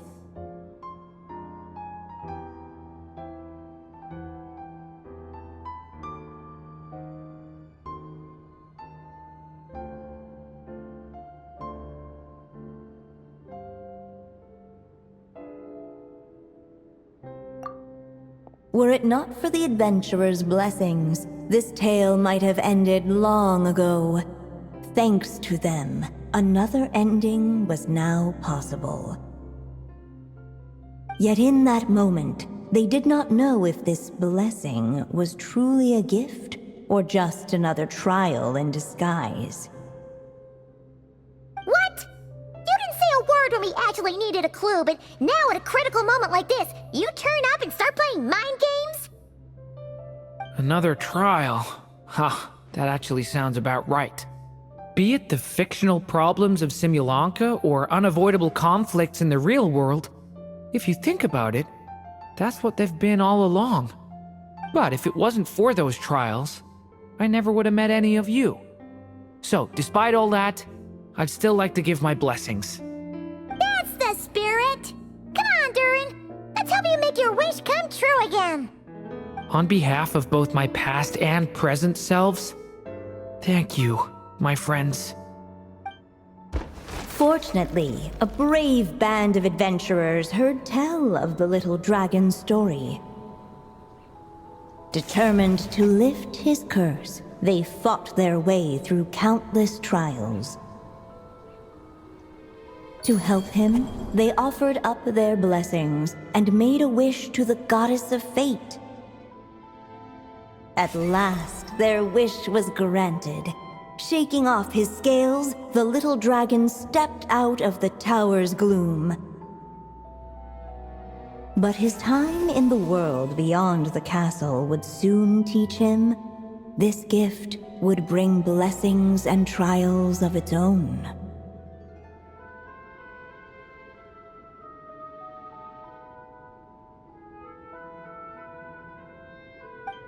And as far as the little dragon was concerned, the tricks of fate had just begun.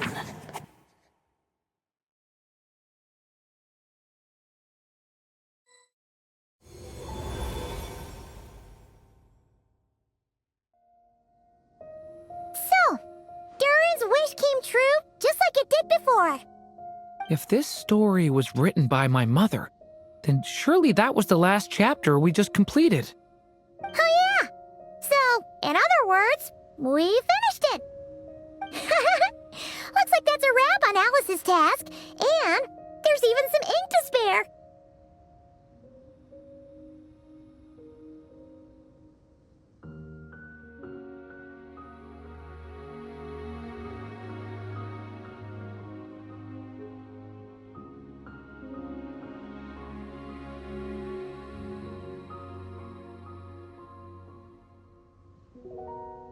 Guess we'll have to wait for her to make contact, like she said. So, my mother's final story has finally come to a close. Sounds like you're a little sad to see it end. Back when I was still living in Simulanka, I was always under the illusion that my mother had never truly left. Every day I spent immersed in that world.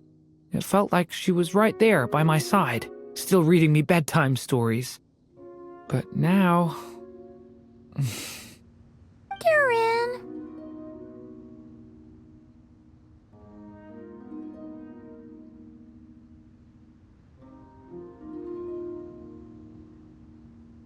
That's right! And you've got so many other friends waiting for you back in Mondstadt! Yeah. Speaking of which, after all that flying around, Paimon's starting to feel hungry again. So, why don't we head back to Mondstadt? Perfect excuse for a big meal with the rest of the gang. Now that you've fulfilled your mom's final wish, a little celebration seems in order, right? It's just a pity we never got to see that big, beautiful dragon. You were really looking forward to meeting him, huh? He might not be here all the time, but Paimon's sure you'll get a chance at some point. Alright, no worries. Anyway, since this feast is to celebrate me fulfilling my mother's final wish, I guess it should be my little treat. Pretty sure that's how humans do it, right? Nuh-uh. This one's on the Traveler and Paimon. Celebrating each other's achievements is what friends are for. Honestly, when it comes to who treats who, human rules are so complicated. See? He wants to be friends with you too. But the moment hasn't come. At least not yet. In any case, the story should have a better ending this time, don't you think?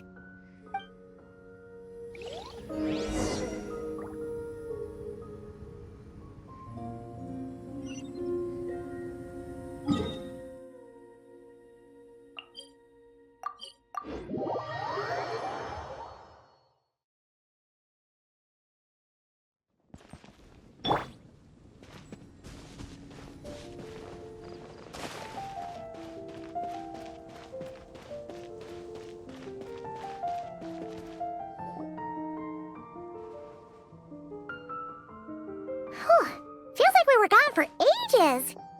Hopefully, everyone's still here. So, your adventure was a success, huh? Want to grab a drink to celebrate? Absolutely not. No booze allowed. This honorary knight, Durin. I want to hear all about your big adventure.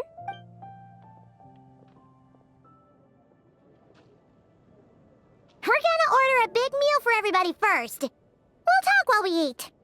Yippee! Excuse me. Did I hear you call him Durin just now? But wasn't Durin the evil dragon that fell on Dragonspine? Come on, miss. This Durin isn't that evil dragon from Dragonspine. Albedo said... well, it was kinda confusing. But anyway, it's super cool. Oh, is this your first time meeting him, Marjorie? No wonder you're getting him confused. Still, even if you hadn't met him yet, shouldn't you have heard about him at the very least? At this point, pretty much the whole city has.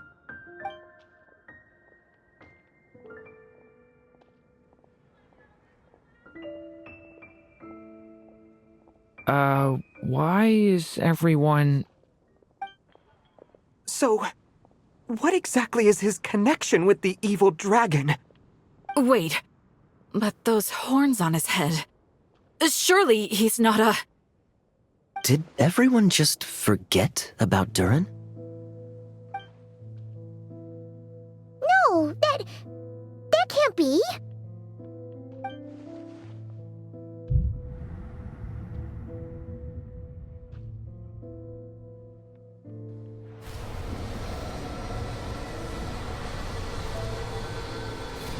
The tricks of fate had just begun.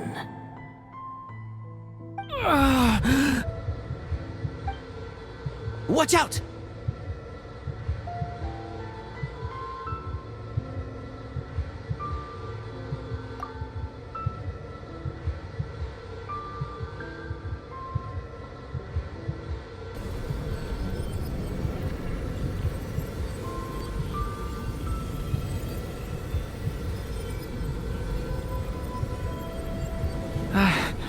No one got hurt. Did they? Durin! Durin!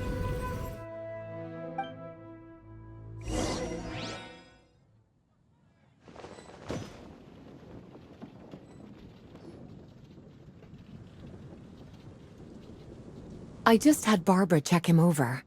He's not badly hurt, but he seems to have burned through a lot of energy fending off some kind of dangerous power. He'll need some time to rest before he wakes up. So, can someone explain what's going on here?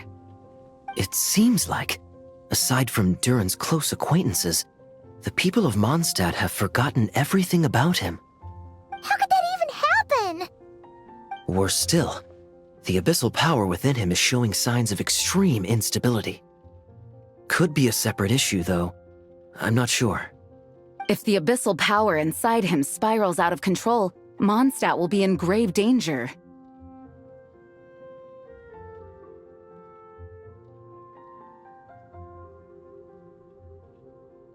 I completely agree. All right then. As acting Grand Master, I'll send a letter requesting Albedo's immediate return. Until then, the Knights will watch over Durin. That's pretty much all we can do right now. Also, allow me to look after this book for now.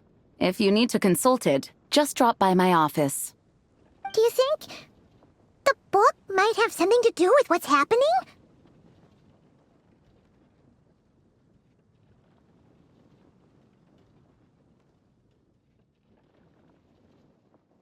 It's just weird that Alice still hasn't contacted us. Maybe we should head back inside the book and take another look.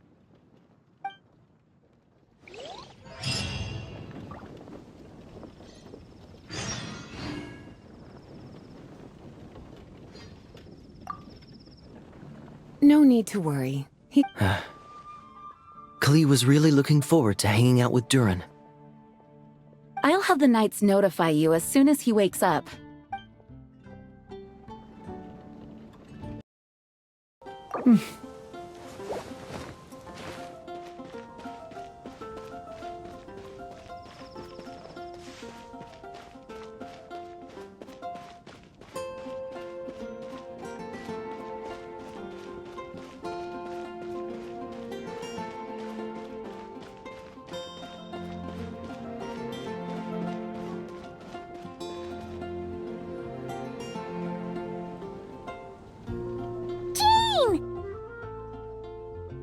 Hello, you two. I'm glad you got my letter. Durin's awake and waiting on the bench over there. I'm here if you need help. Just give me a shout. Don't worry about us. We'll be fine. Oh, hey, you two. I just remembered what happened right before I passed out. Thanks for holding me back. I shudder to think what might have happened if you hadn't.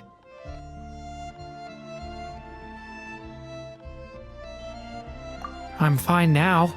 It's just... a lot of people seem to have forgotten me. Don't worry. We'll figure out a way to fix this. Why don't you start by telling us what happened? It felt so strange. After I realized no one recognized me anymore, I suddenly felt like I'd completely lost contact with my body. Abyssal power lies sealed within this body I inhabit.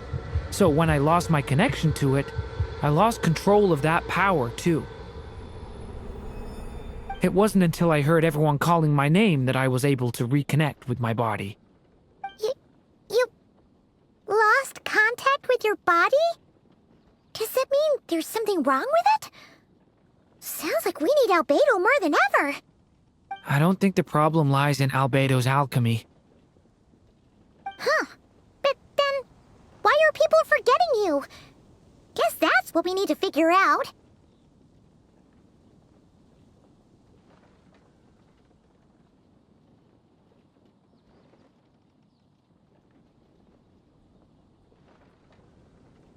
That means we need Alice for sure. But it's been ages and she still hasn't been in contact.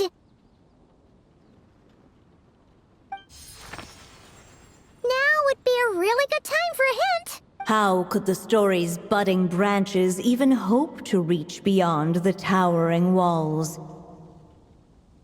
Leaving the castle, the witch went off in search of the tallest, grandest tree in the whole world. High up in the canopy of that tree, she sought a resting place, a refuge where the little sapling might take root. Go to that place, for it was there that the sapling felt its first breath of wind. Huh? Was that another clue? Does that mean the story isn't over yet? Leaving the castle. It just occurred to me. If this story is all about my own experiences, then wouldn't what happened after I left Simulanka be part of it too? But how could she possibly know exactly what would happen? And even if she did, how could we know when the story was complete?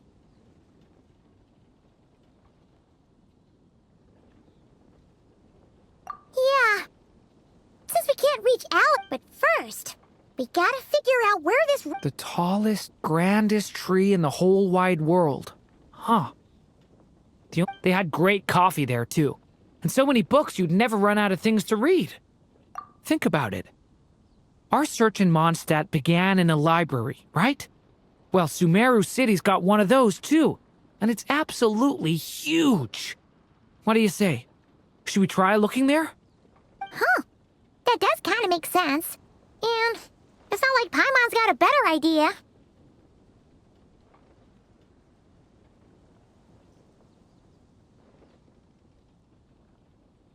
Alright, let's just give Jean and the others a heads up first.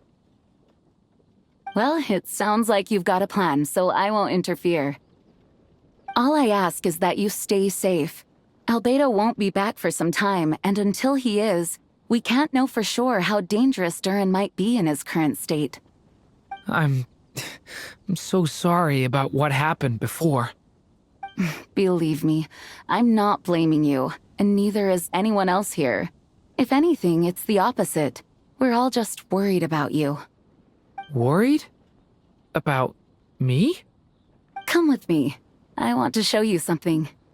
As soon as they heard you were awake, they all hurried over to see how you were doing. You all came to see me? A little birdie told me you're working on finishing a storybook. So maybe all those people losing their memories is just a plot twist, waiting to be resolved. Miss Lisa, you always seem to know how to put my mind at ease. Please, everyone, don't worry about me. When I get back, I'll find a way to complete my mother's story, and the one we started, too.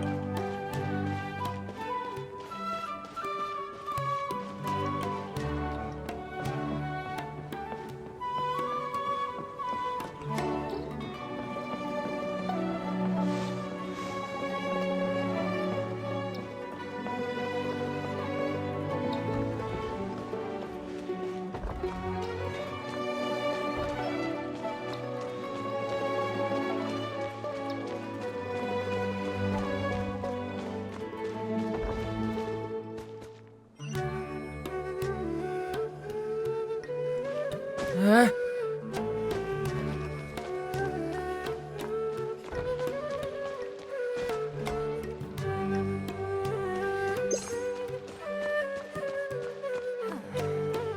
it possible to install a vision on a mechanical frame?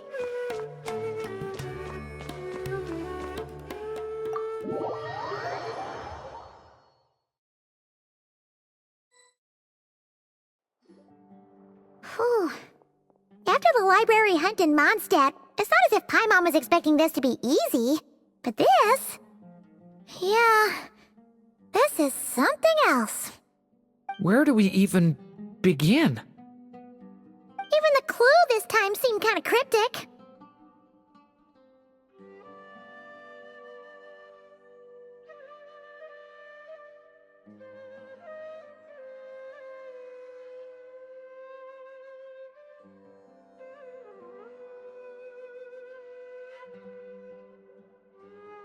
Yeah.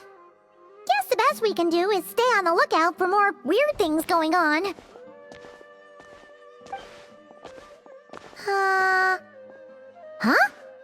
Sorry, what was that?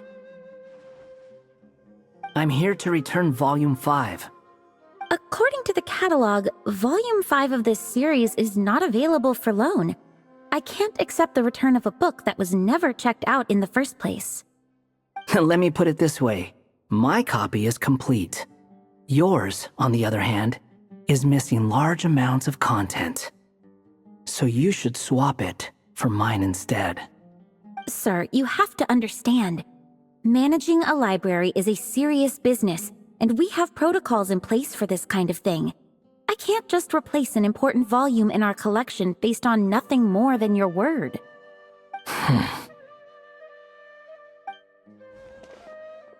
look what the Wandering Tom dragged in. Oh, it's you. And, what is it you're doing here? I'm a traveling scholar, as you know. Isn't a library the most natural place for me to be? Well, the last time we saw you was all the way in Notcry. Paimon just didn't expect to suddenly see you in Sumeru, that's all. There were some things I needed to come back and take care of. Some documents had gone missing, so I tracked them down, restored them to their original condition. And now, I'm here to return them. And considering what I'm planning to do next, it feels like a weight off my shoulders. What's going on with you, huh? You look like a kicked puppy. Hat guy. Ah, at least you haven't forgotten about me. What's that supposed to mean?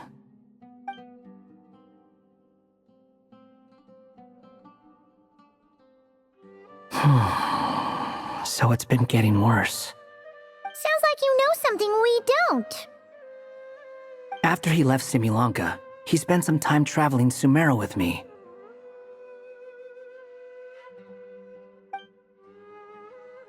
I was working on several texts at the time, and I stumbled upon something strange. Anytime Durin of Similanka was mentioned, before long, the record would disappear. Which means, all the remaining records on Durin are about the evil dragon that fell on Dragonspine. How did you even discover that? If I remember correctly, Hat Guy loved the time he spent in Simulanka so much that he started writing a travel log. That's besides the point. The fact is, you're not affected by the ley lines of this world. I'm sure you can grasp the implications of what that means. His case is different from mine. It's more like the world itself refuses to accept his existence. It started with a few written records, but now, it sounds like it's spread to people who never met him or didn't know him well. At this rate, the whole world might forget him altogether. The whole world? But that includes all my friends in Mondstadt, and even Hat Guy, too. So that's what you've been worried about all this time? Why didn't you just tell me? There are more important questions right now, like figuring out how to fix this.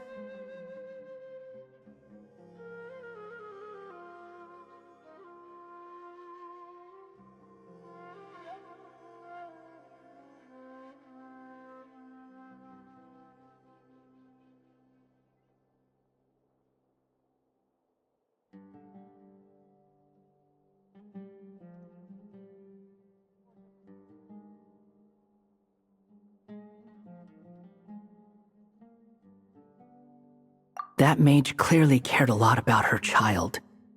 She left that book behind for a reason. If you want answers, isn't that the place to find them? You think that didn't occur to us already? Problem is, we need to find the memory that unlocks the next chapter first. Mind if I take a look?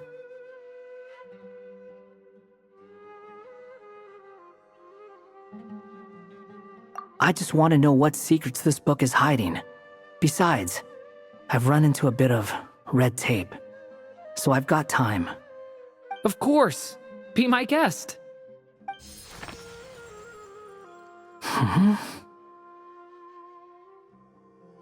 So, the memory we've been looking for was about you all along?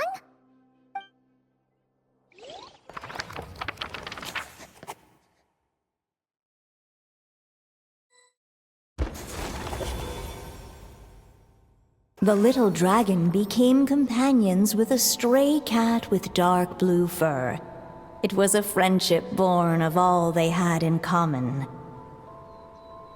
He left his castle at the stray's invitation, setting out to explore the world beyond its walls. There, he grew fond of the outside world, eager to make friends and share the story of his life. Taken by the dragon's story, the stray tried to write it down. But he soon realized that no matter how he tried, it would always warp into the evil dragon's tale.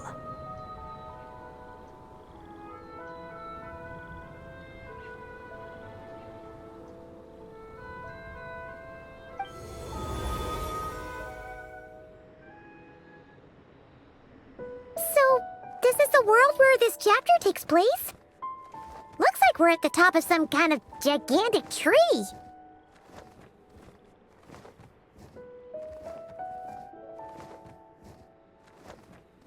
This one must be about what happened to me when I first arrived in Tevat. No wonder the memory that unlocked it was about Hat Guy. Most of my memories from that period were.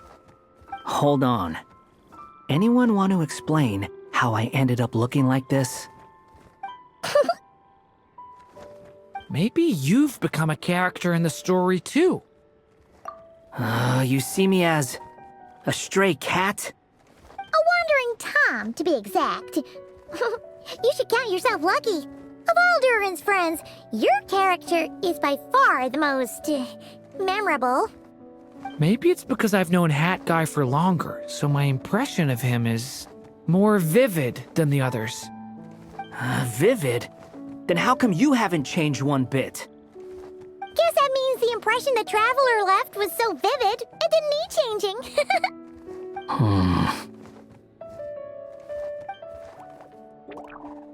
Hello, everyone! Ready for today's adventure? It's the storybook, Durin! Oh. So you're not playing yourself in this one? Does that mean the two of you have even more memorable roles to play? Where are we going today, kitty cat? Whatever. Just follow me. Same as always. Okie dokie! Can we chat along the way? If you have something to say, just say it. Was that seriously how the two of you communicated when you first got here? Yep. Anyway, how do we get ourselves out of here? Usually, the narrator gives hints to help us figure out what to do. Speaking of which, about time we got some of those, don't you think? The story's vines had woven themselves together into a giant tree, the boughs of which a little storyless dragon now paced, homeless among its leaves. He had to find a way to leave this place and set off in search of a home of his own. If he stayed, the world would erase him from its memory altogether. To leave this place? But where am I supposed to go? The little dragon felt completely lost. Just like the vines, the road ahead branched off into different directions, twisting and turning before disappearing into the mist. But as luck would have it, a prophetess waited up ahead. Perhaps she might know where each path might take him.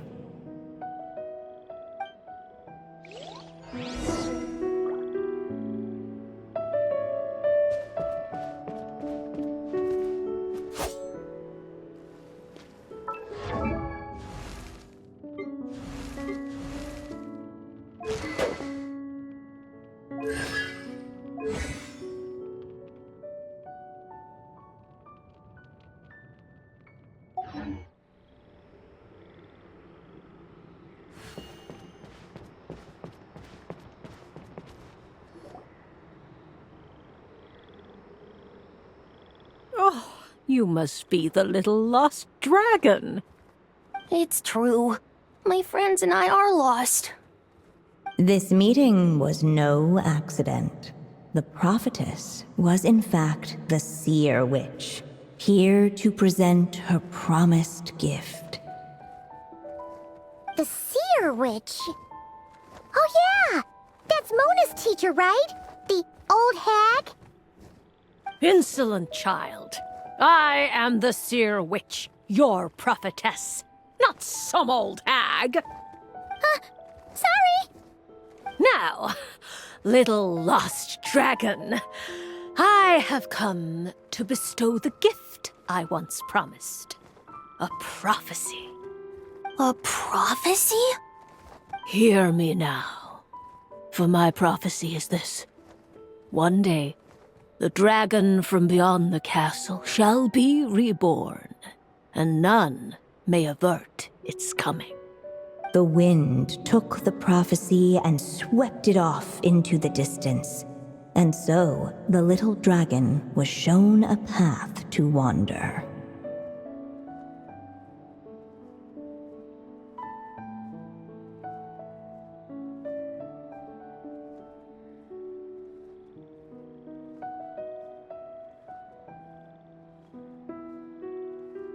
As far as I remember, once that alchemist from Mondstadt learned about the prophecy, he chose to stand with you against the evil dragon.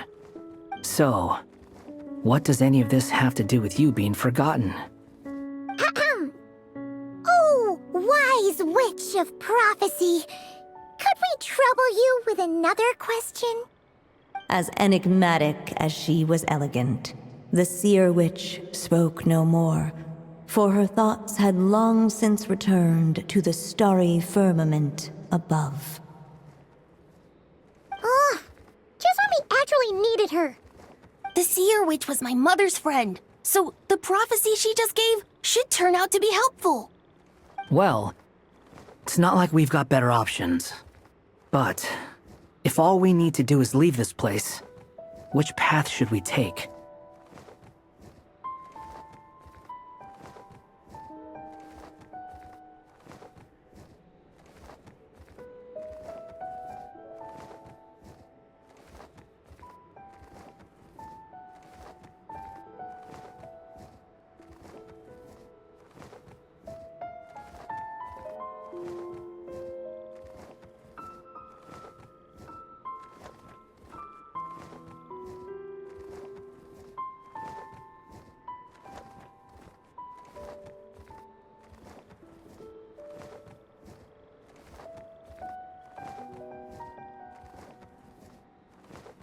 Why don't we take a look around?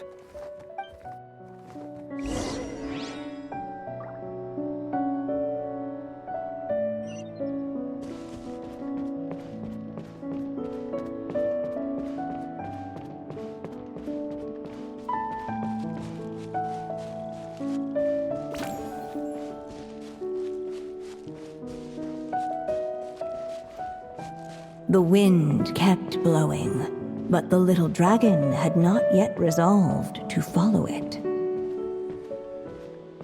Before him lay a foggy path, and where it might lead he could not tell.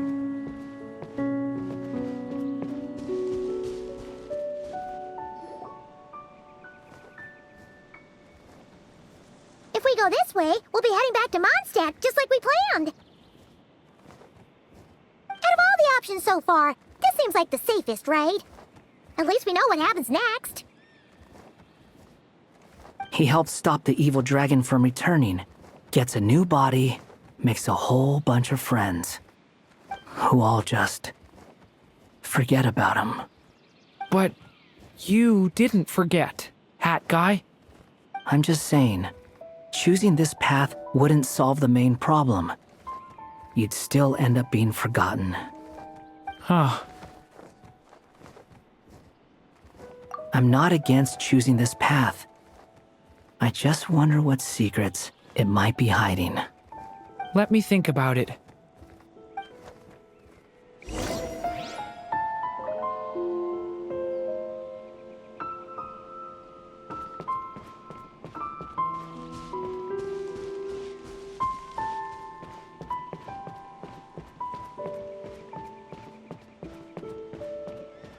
I still think you should keep going, little dragon.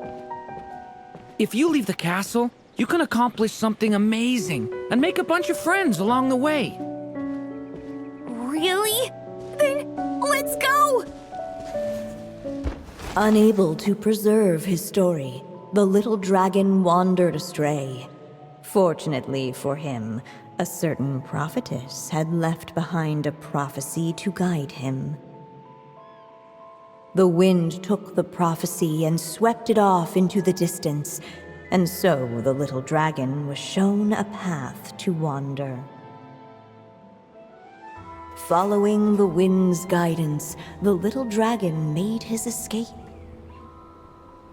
In turn, the prophetess affirmed the little dragon's choice, leaving an extra secret as her parting gift. Now that you've made up your mind, I shall keep my promise by explaining fate's little trick. Long, long ago, the gods of the high heavens gave the world outside the castle a magic of its own. They called it storytelling. It was a magic of almost unshakable power that governed how people met, grew close, and understood one another. Each person had a story meant for them and them alone, one whose ending was written in the heavens long ago. In truth, your story and the evil dragons are simply two versions of the same tale, and that is something the magic of storytelling cannot abide. Beyond the castle's walls, your story cannot take root, for the evil dragon's tale has done so already.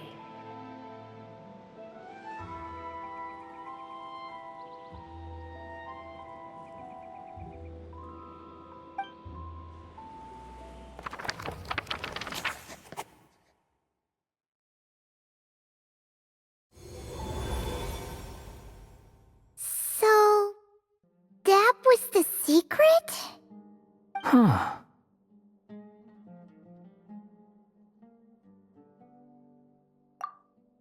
You still don't get it? Simulanka Durin and Tevat Durin share a special kind of connection. Their fates are mirror images of one another. While they were in two separate worlds, there may have been some mutual influence, but their fates were independent. But when Simulanka Durin came to Tevat, a version of his fate already existed there. So, how can two fates exist at the same time? The answer is, they can't. The rules of this world don't allow it. You can't return a book you never checked out in the first place. So, what's Durin supposed to do? Those mages seem to have come up with quite the ingenious solution.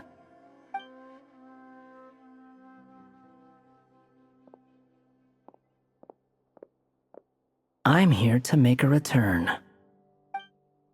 As I said, there's no record of Volume 5 of this series ever being checked out. Then just think of this as Volume 6. Based on what I know, The author was planning on publishing another volume anyway. The catalog does have a slot reserved for Volume 6. So, this is it? Sure, let's go with that. All you need to know is, I'll be the one writing this series from now on. You...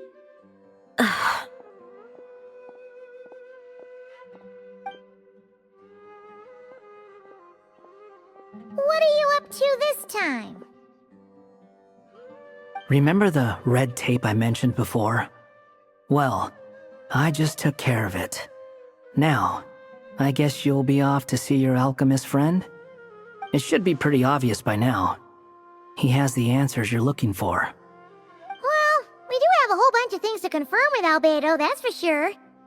But didn't Jean say he'd be gone for quite a while? I'll join you. Just let me know when it's time to go. Hat guy?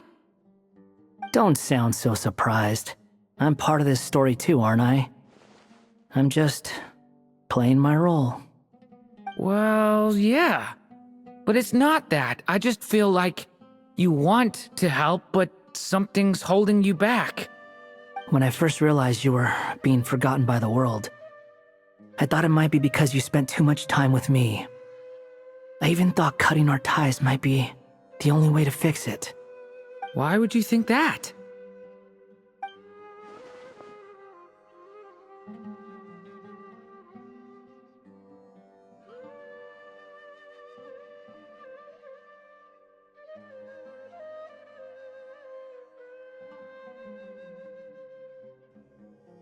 It doesn't matter now. Judging from the answer this book has given us, I was probably overthinking it.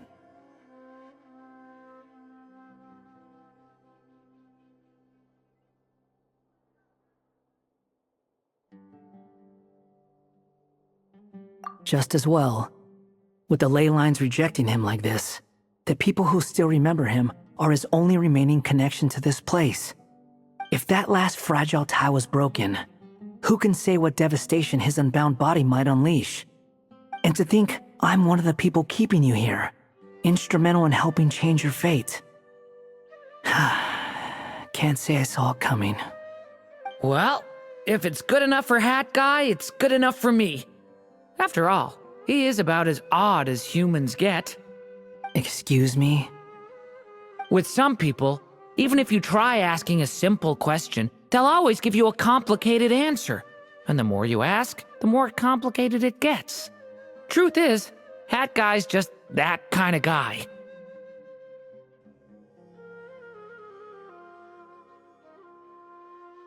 Whatever.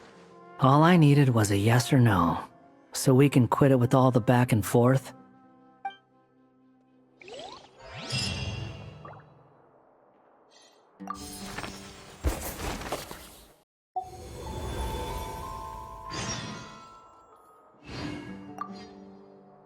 If you feel like stepping back into the story, just...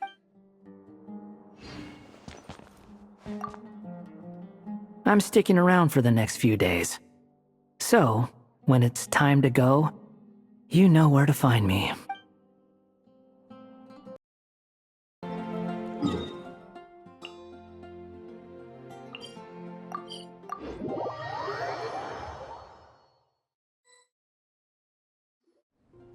So this is the other Durin, huh? If this had been the dragon that ended up being revived in Mondstadt, there's no telling what kind of calamity that people would have had to endure. So, if you think about it like that, Durin's actually a hero.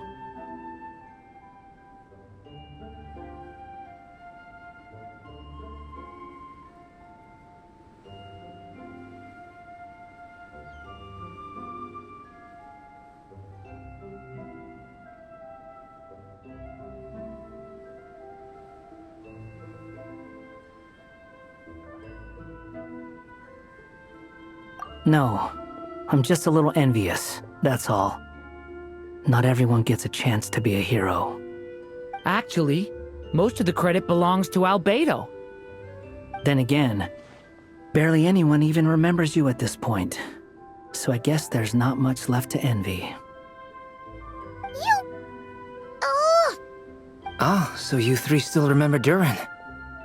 Looks like the memory loss hasn't spread to close friends. Yet. I guess that means my memory of you must still be complete as well. Albedo! You're finally here! Oh, boy, do we have a whole pile of questions for you! Oh, you're here too? I think I've pieced together some of what happened to him. But what's your take on things?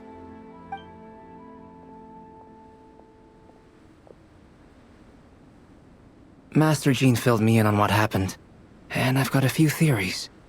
But let's get on the same page first.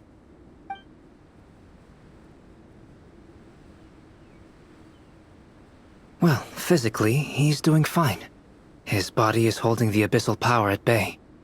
And there's nothing whatsoever to indicate any risk of collapse. So, from an alchemy point of view, there's nothing wrong with him? The issue isn't so much that the abyssal power within him has gotten out of control. It's that the connection between his will and body is fading. If he ends up losing his conscious will, his body will fall back on its biological instincts. And that's when the abyssal power within it will take over.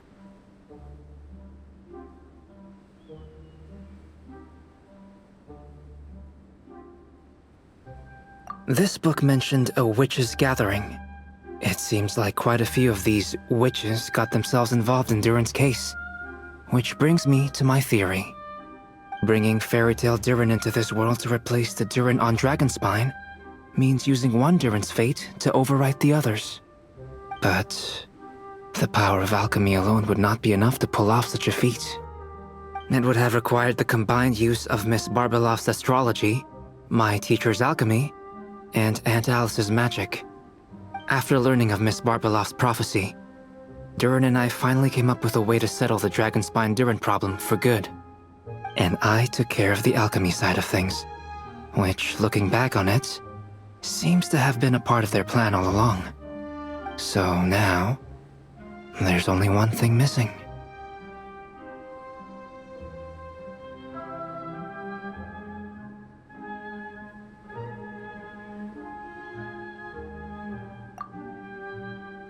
As for the fate theory our friend in the hat just mentioned, I still can't figure out how any kind of magic could possibly influence the fate of Tevat. But I'm certain that the answer lies within this book. So, the reason Alice had us complete this book was to make that magic possible? A form of magic powerful enough to rewrite fate itself. Well, we've no time to lose. I just need to take a look at the book. The next part of the story most likely relates to me. So the memory that unlocks it must be connected to me too. Huh?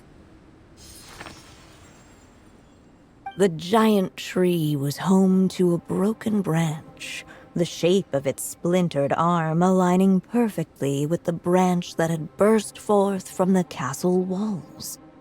Join yourself to that broken bough, for there you may take root at last, and henceforth bask in the sun and rain of the world beyond the castle. But first, fetch the stickiest clay and let it bind the scar of the break. I see.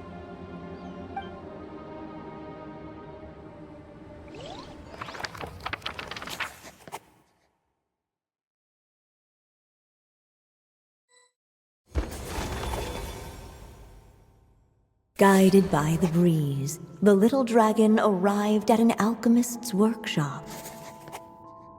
There he was greeted by a clay figure, a child molded by the sage witch's hands. Though gentle in appearance, he had inherited his mother's cold, sharp wisdom. And he was determined to avert the calamity the evil dragon would bring. And so was his helper, none other than the little dragon himself.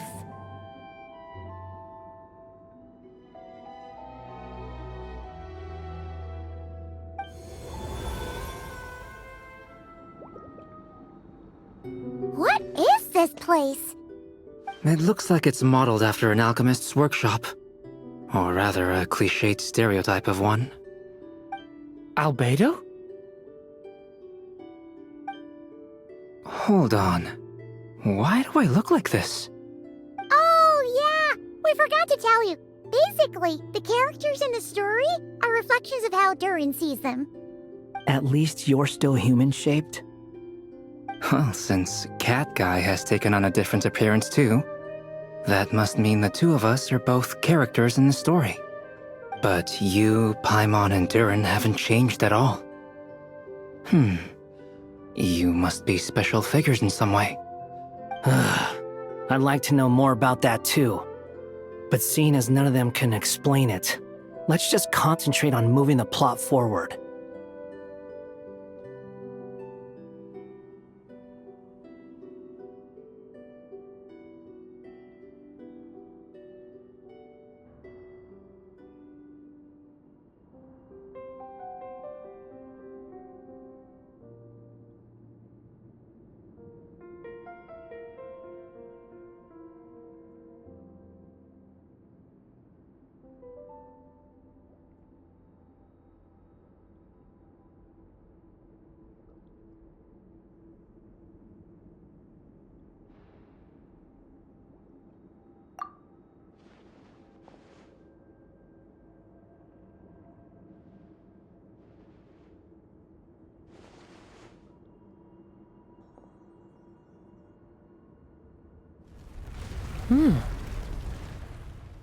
And just like that, the group stumbled upon a hidden passageway.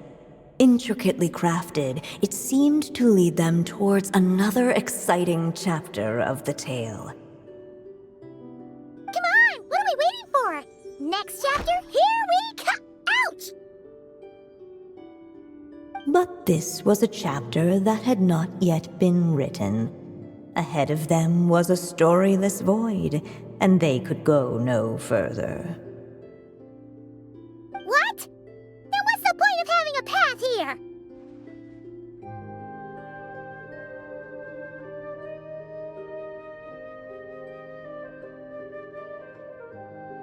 Sounds like a pretty bad habit for a writer.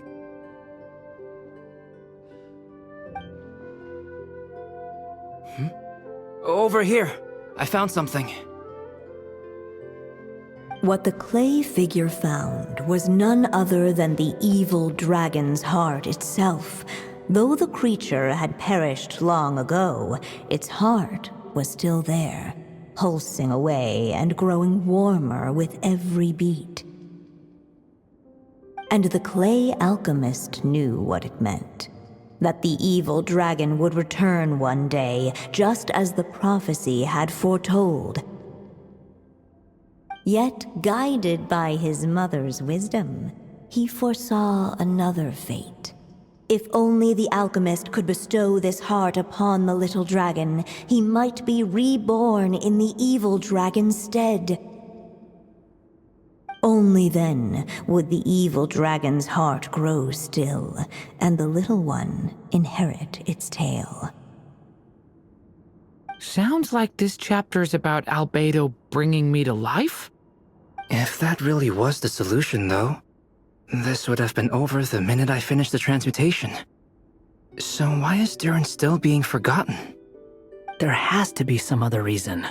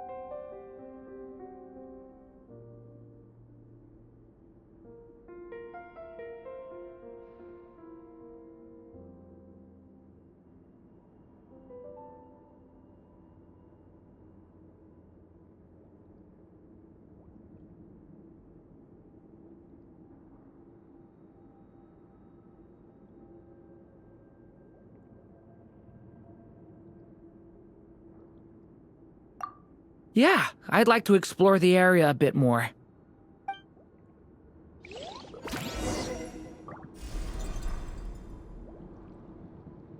Unless the little dragon kept moving, eventually he would be forgotten.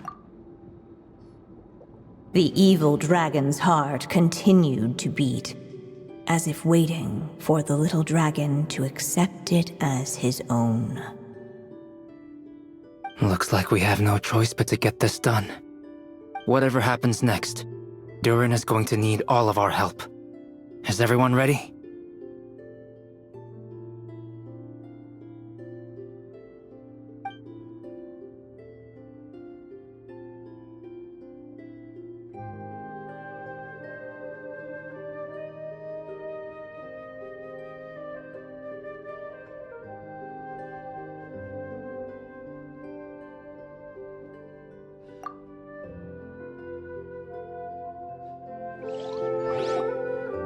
The little dragon and his companions. Blank. Blank again. Huh? What's going on? Are we running out of ink?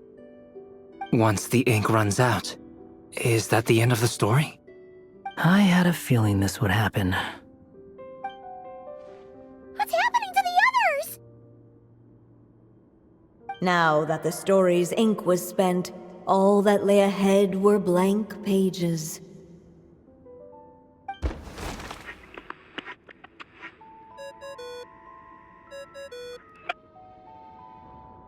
Hello, children. If you're hearing this recording, it's because you've reached a certain ending. You may have noticed that little Durin's experiences have been written into the pages of this book. Well, you should know that in the same way, its ending will also be written onto him. So be careful, because triggering a bad ending could be somewhat problematic.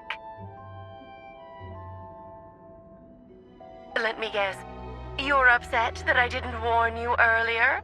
Don't worry, though. I've thought it all through. I built a very special feature into this book, just for you, the witnesses of this tale. So, go ahead. See if you can turn back the pages. If you're not happy with the ending you've reached, just flip back a few pages and let the tale unfold once more. Pretty incredible, huh? That's the power of magic.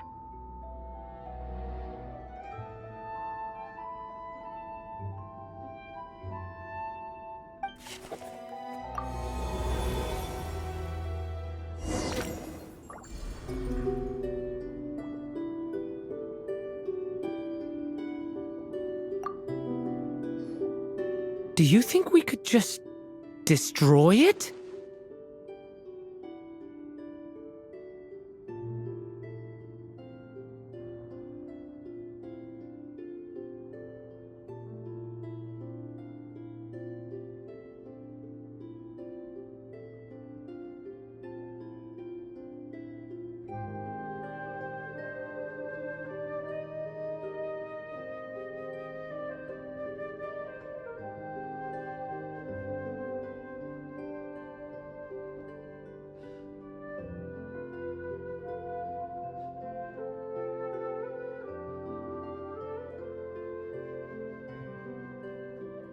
Be it the calamity headed for Mondstadt or my inability to leave behind a story of my own, doesn't it all come down to the fact that this heart never truly died?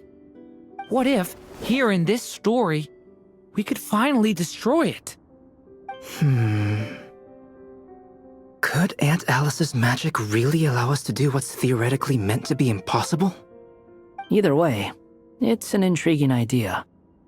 I'm not opposed to giving it a shot. Durin! It's just... I'm still afraid someday, even you guys will end up forgetting me. If there's even the slightest chance it'll prevent that, I'm willing to try anything. But I'm not sure if I can destroy it on my own. Chances are, I'm gonna need your help again. So please, Everyone, help me destroy this heart, once and for all.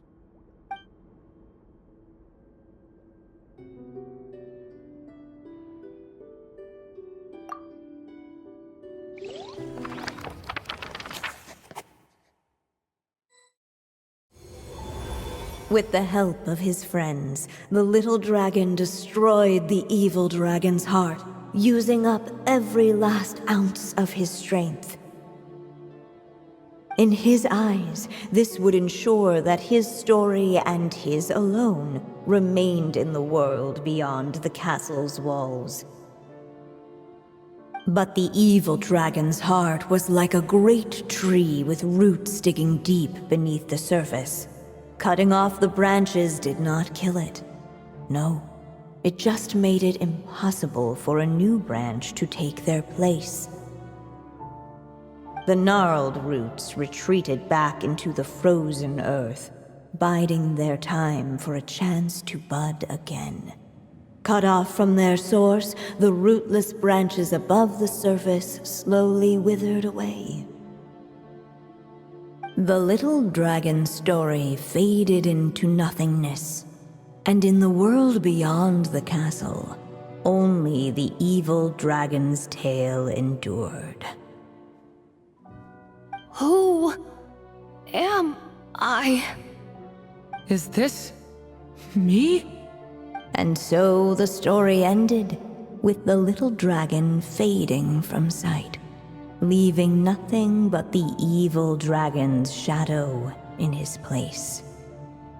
Oh no! That means Durin! What do we do now?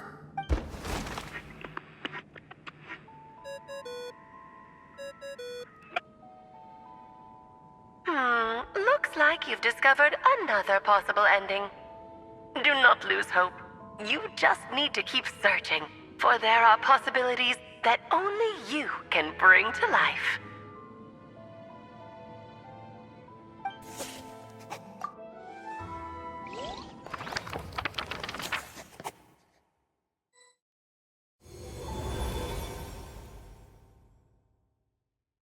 But didn't we already try all the options? Ugh! We'll just have to see if there's something we missed.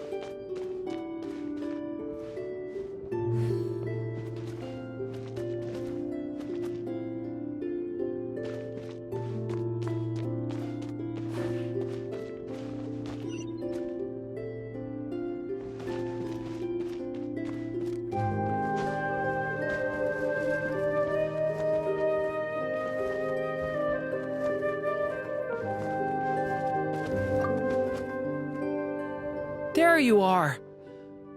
Oh! Hello there! Hey! It's Mini Durin again! What are you doing holed up in here?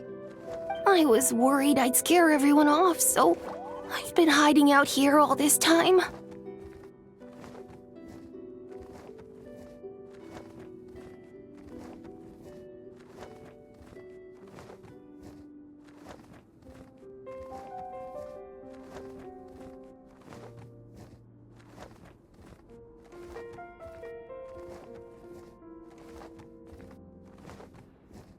You must be really nervous, huh? I guess I am a little nervous, but I'm also excited. I'm gonna get to stop the evil dragon and even become a human. It's all thanks to that Clayman. He's the one who talked me into it. And once I'm a human, I'll be able to make loads of friends and do tons of important things. You'll make lots of friends, that's for sure. And go on many unforgettable adventures. I'm so glad to hear it. The only thing is, the Clayman said becoming human isn't gonna be easy. So I'm feeling a little anxious too. He's right about that. Even if you manage to become a human, there will always be tougher challenges on the road ahead. Really? But even so, your friends will be there to help you. Oh? Then I'm not afraid. Funny, isn't it? After talking to you, I'm not afraid anymore either. So, are you ready now? Yep, I'm ready to become a human. What the clay figure found was none other than the evil dragon's heart itself. Though the creature had perished long ago, its heart was still there, pulsing away and growing warmer with every beat. And the clay alchemist knew what it meant. That the evil dragon would return one day, just as the prophecy had foretold. Yet, guided by his mother's wisdom, he foresaw another fate. If only the alchemist could bestow this heart upon the little dragon, he might be reborn in the evil dragon's stead. Only then would the evil dragon's heart grow still, and the little one inherit its tale. At last, the little dragon accepted the evil dragon's heart, and a new life came into being. The evil dragon's heart beat in his chest, and the little dragon's soul guided him forward. Thus did the prophecy hold true, even as fate had been rewritten, and so was the little dragon born anew.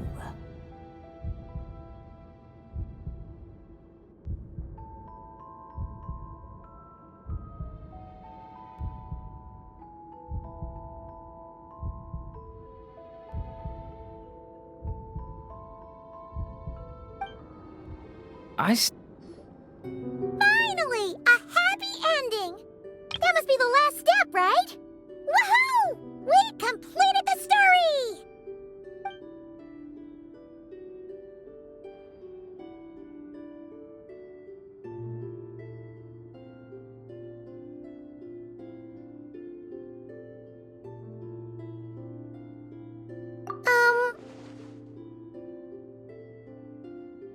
Born anew, the little dragon set off once more, his story far from over.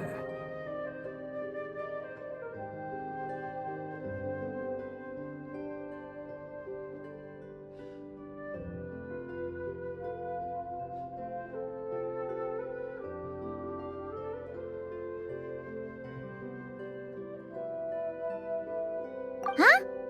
So, that wasn't the end? What comes next might be the most crucial part of all. The real last step. If fate really is as devious as they say, then I say, show us what you've got. Wow! You're all so serious all of a sudden.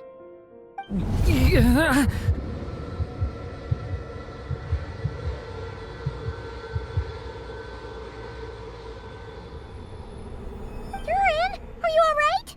The evil dragon's heart was now one with the little dragon, yet the dark power within it still lingered. Would the little dragon dare to hold this power back, or would he simply give in?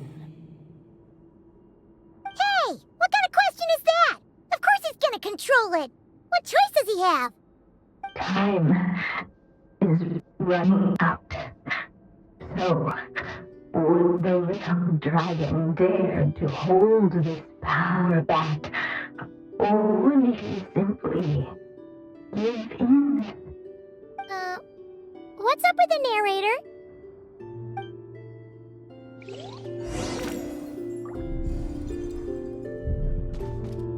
Would he dare to hold this power back? Or would he simply give in? The little dragon and his companions blank. Blank again. Huh? What's going on? Are we running out of ink? Once the ink runs out, is that the end of the story? I had a feeling this would happen. What's happening to the others? Now that the story's ink was spent, all that lay ahead.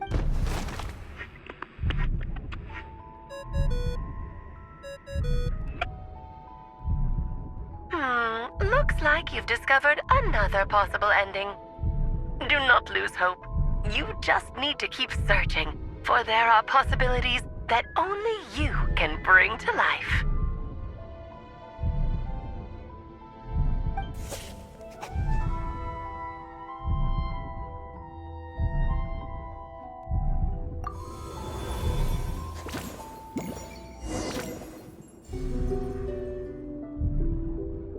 Would he dare to hold this power map? Or Returning to the castle. I just never thought crossing over into a new world would create so much trouble. All I wanted was to make some friends. I'm starting to think I kinda miss being in Simulanka. You might look back on it with fondness, but if I were you, I wouldn't miss it. Why? Sometimes, moving on with your life comes at a cost. But that's better than going nowhere at all. You don't have to worry, Durin. No matter what Okay. Sometimes I wish I could just go back and see it again.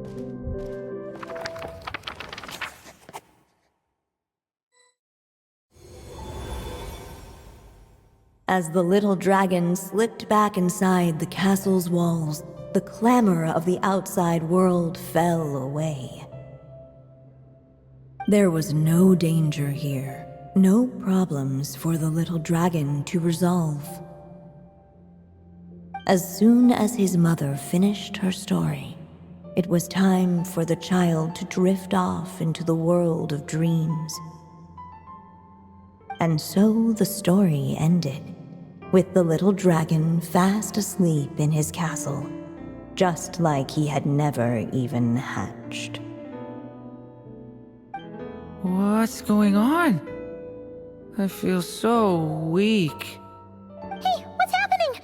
Durin, wake up! But this can't be how it ends. Durin promised to bring back everyone's memories. There's no way he'd accept an ending like this.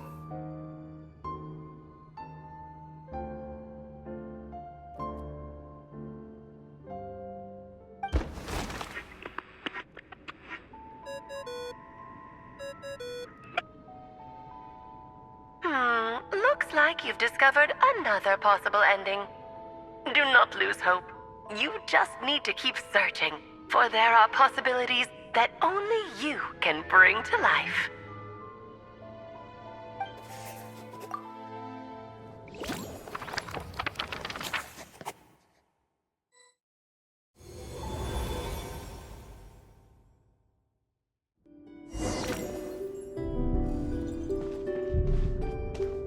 would he dare to hold this power? Ahead of them was a storyless void, and they could go no further.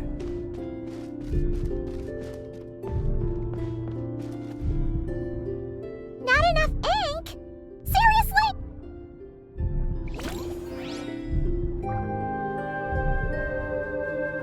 Would he dare to hold this power map? Or would he simply give in?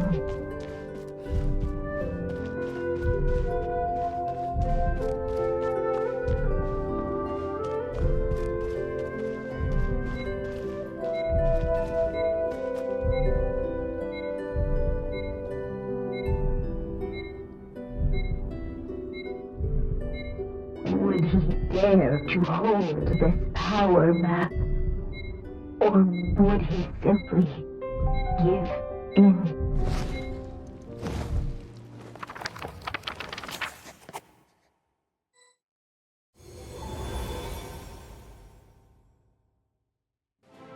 The little dragon was at an impasse, and the dark power within him surged like a tide. Unchecked, the darkness engulfed everything around it, including the little dragon's soul.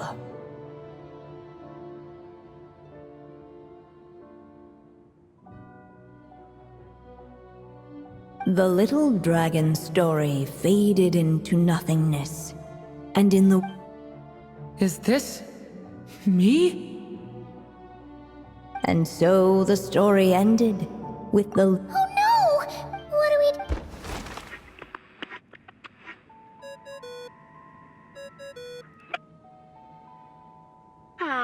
Looks like you've discovered another possible ending. Do not lose hope. You just need to keep searching, for there are possibilities that only you can bring to life.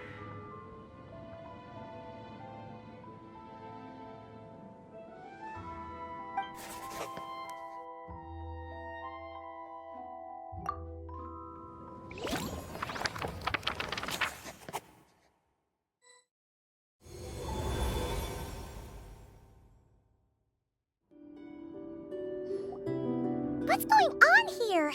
Why isn't the story letting Durin just...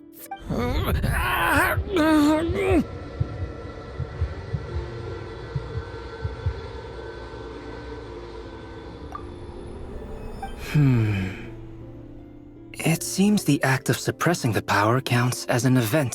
So, what now? Did we use too much? How are we supposed to write a happy ending with only this much left? But... Well, this is Durin's story. If there really is such a direct correlation between the story and his... Durin was, and still is in essence, a storybook character, written into being by M. From the moment he was born, he has always dwelt within her story. And I suspect it has remained the case, even after his arrival in Tevat. Reviving Durin in the evil dragon's place was an act of grafting this Durin story onto the latter's fate. But there is a fundamental difference between a being's story and its fate. As Miss Barbeloth reminded us, the fate of every living being in Tevat has been woven into the fabric of time. Its most natural path, therefore, is to proceed along its given track. But Durin's story, on the other hand...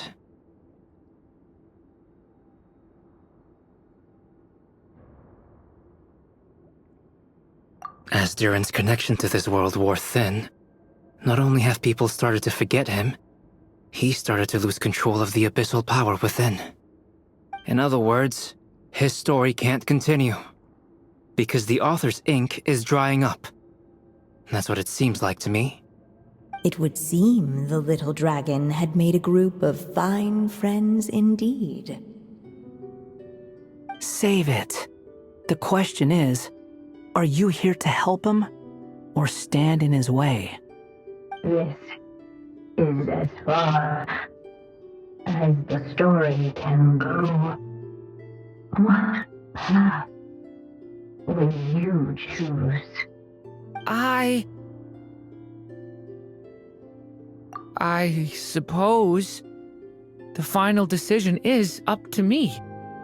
It's hard to believe I never actually left my mother's story.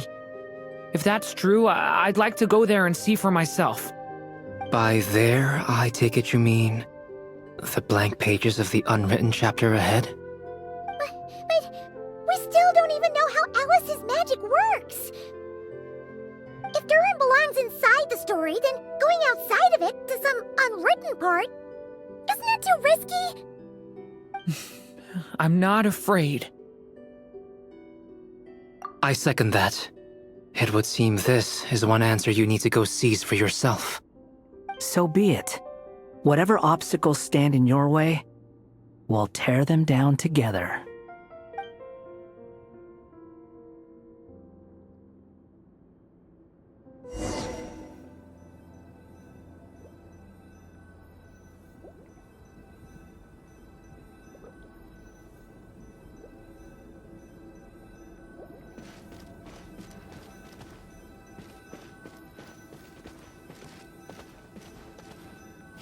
Stay! Facing that invisible wall, it was as if the little dragon was staring at the uncrossable edge of existence itself.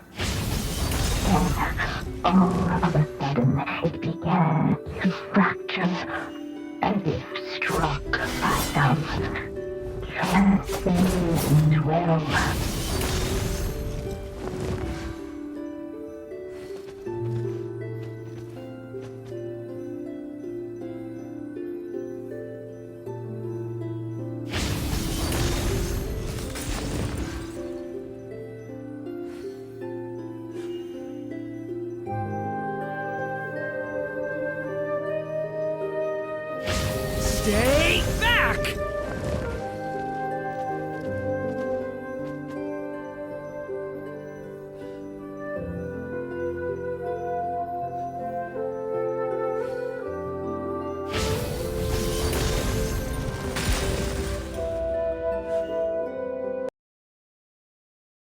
gotta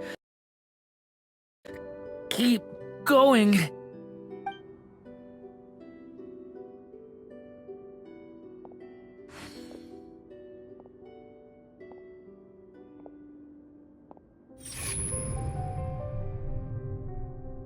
Ahead lies only a storyless void. My consciousness is slipping away. Keep going, Durin. A pure soul is your essence, not an empty void. I feel so weak. Stand tall, Durin. You are not some amorphous idea. The body I made for you is flesh and bone. Stand tall, Durin. You are not some amorphous idea. Yes, Durin, but you must keep going. You're as alive and real as I am.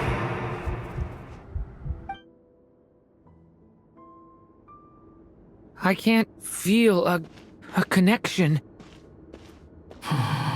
You're not alone in this world, Durin. At the very least, you have me. I can't remember anything. Who am I? Your name is Durin, and there are many who still remember it. My name is Durin. You're taking too long. Come on, Durin, run! In this world, fate waits for no one.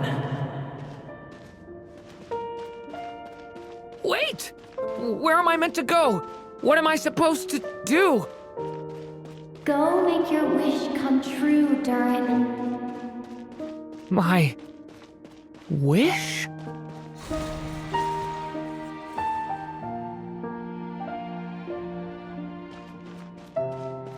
Your story's not over yet.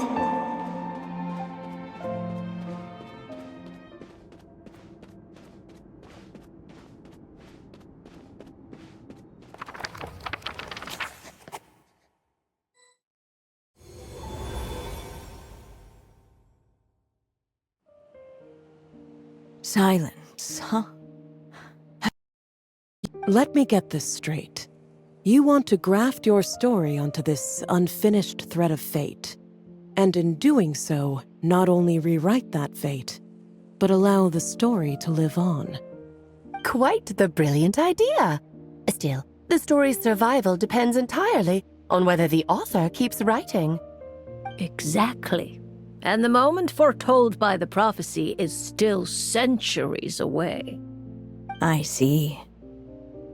I thought my own ignorance might be the problem.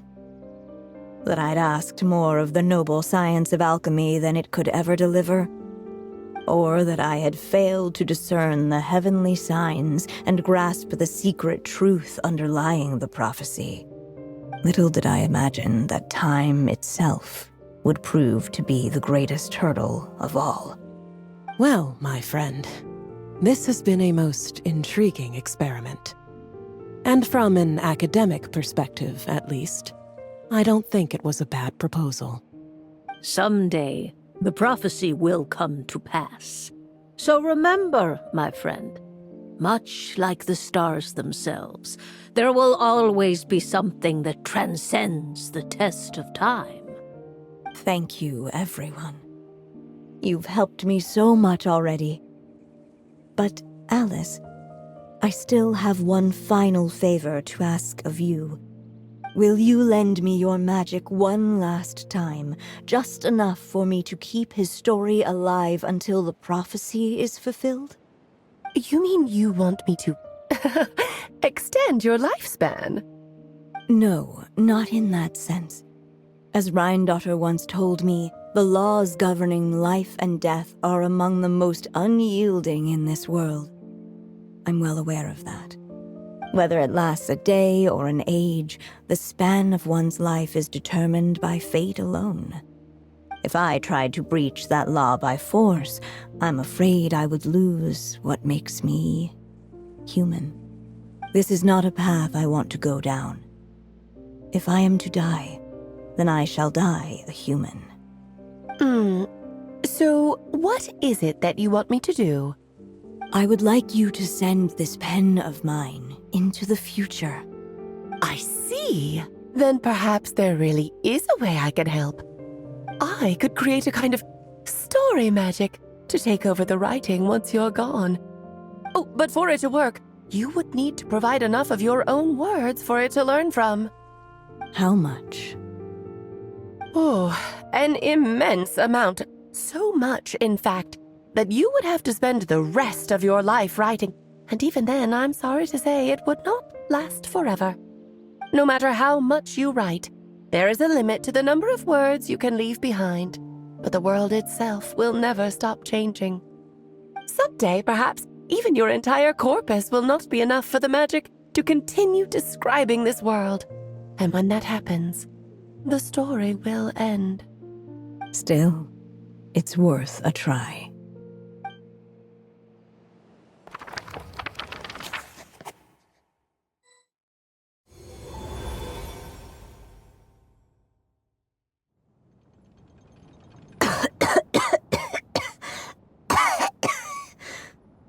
Oh, my dear Anya.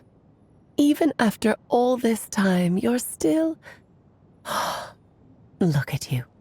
You should be enjoying your old age in peace and quiet, especially now that things are finally returning to normal after that terrible calamity. Once he leaves Simulanka, things will only get more complicated. If his story is to continue, there needs to be more material for the magic to draw upon. I'll just have to skip over some of the less important details. Anya, why do you insist on sending him out of the storybook world? Why must he face his fate into that? Why not just let him remain within the story? With my magic, even fate's curse could be undone and he could live happily ever after. I suppose. In fairy tales, all it takes is a heartfelt wish. And even a wooden puppet can turn himself into a real boy and live happily ever after. That's just how fairy tales end, isn't it? But have you ever wondered what happens to the main character after the ever after? Tell me, Alice, in your eyes, what would be a writer's greatest regret? To leave a story without an ending. Not a bad answer. It's true, many writers come to consider that their greatest regret. But I see things differently. My greatest regret is that every story I write has to come to an end in the first place. Anya. No matter how brilliantly a character shines, the moment their story ends, their potential is lost forever. For them, the story itself becomes an inescapable fate. But what if, instead, I could place my pen in their hand and let them continue the story themselves? You mean... You said it yourself. I can only leave so many words behind. Even with your magic, the idea that I could keep the story going until the prophecy comes to pass is wishful thinking at best. But I found a way to use your magic to transform some of my finished stories into a special kind of ink. This ink is a magical medium he can use to complete the story the way he wants to. For what is storytelling but another kind of magic? And if he can experience the whole tale himself while leaving behind his own wishes and aspirations, even once he reaches the chapter where I stopped, he'll still be able to carry the story forward on his own. And so, by leaving him this ink, I can entrust him with the responsibility of writing his own story. A character with the power to write their own story. That way, he'll finally be free from the cage that is my pen. And like anyone else living in the real world, he can go on to create a life of his own. And you no longer need to worry about the constraints of my magic. What a brilliant idea, Anya. But there are still risks. First of all, once he arrives in Tevat, he'll have to rely entirely on the story you left him to maintain his connection to that world. As you gradually hand over creative control, that connection will grow weaker, and at some point, he might lose it altogether. But at the same time, he'll also have the chance to forge that connection for himself. The issue is, this method taps into too many of Tevat's core secrets. Any overt hints you try to leave will be erased in no time. In fact, it'd be hard for you to leave anything at all to guide them. We still have the story itself, though. I can use that to show them the way. It's entirely possible he burns through all your ink, never reaches the chapter you had in mind, and gets stuck, roaming the chapters of his past. But despite all that, I still believe in what this child can become. His hopes and wishes can be his ink, so he won't be trapped by mine running dry. Oh, what the writer you are, Anya. Your imagination never ceases to amaze. And you do know how much I love a happy ending. You shall have my help, my dear. Thank you, my friend. Well then, my child, do you understand what you must do? Yes, I think I do. It's my turn to keep this story alive. Then what's holding you back? What will become of you after I take up this pen? I will fade away. There will no longer be a reason for me to go on existing. My child, or your mother, I should say, passed away long ago. The voice you're hearing is nothing but a magical echo that has now fulfilled its purpose. You needn't feel so reluctant to let me go. I know my mother died long ago. It's just, when you lose your mom too soon, it's hard to tear yourself away from the stories she used to read. I guess it's a silly way of pretending she's still here, by your side. Durin. But after coming to this world and traveling it with my friends, facing all kinds of enemies together, I suddenly realized I couldn't just sit around listening to my mother's stories because I'd found a new purpose in life. Maybe this is just what growing up feels like. With all my new friends waiting, it's time I finally set aside my mother's storybook. I'm ready to grow up now, Mom.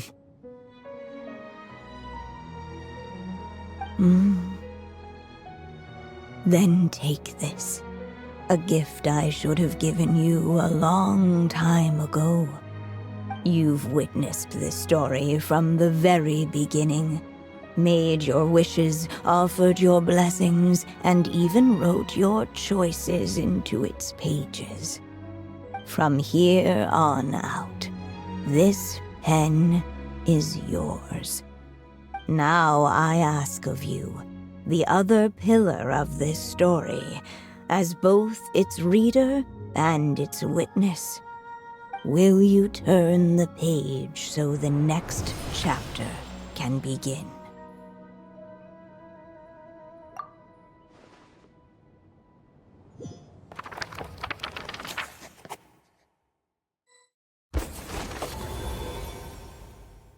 Suddenly, without warning, the powers of darkness struck. The question was, could the little dragon prevail? Alas, it was here that the story witch's tale had to end. But Durin's tale, on the other hand, had only just begun. Stepping into his mother's memories, he picked up her pen. And so the story that was ending began anew. He had made up his mind to challenge the fate that barred the way ahead.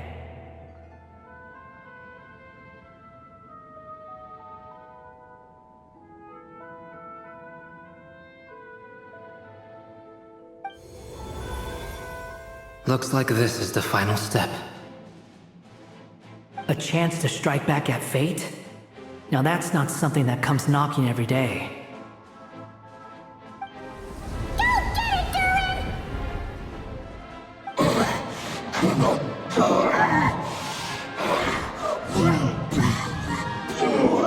No, that fate no longer defines me.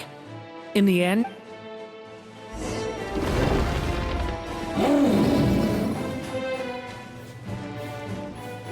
watch out!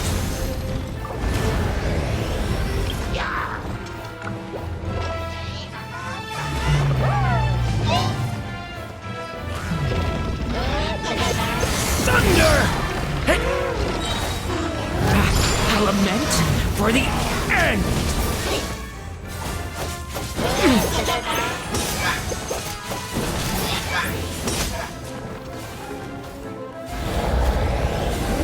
No dodging this one. Here, I'll help lift you up.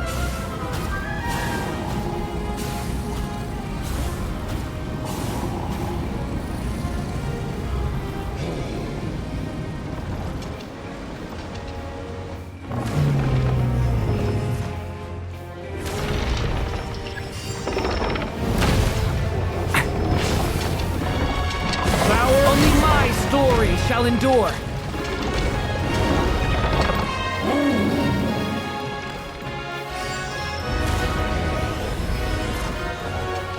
Leave it to me! The story has only just begun!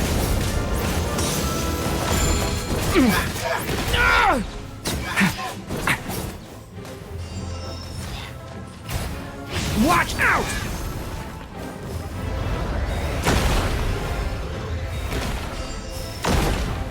Stop that! Looks like there's nowhere to hide. Here, I'll cover for you.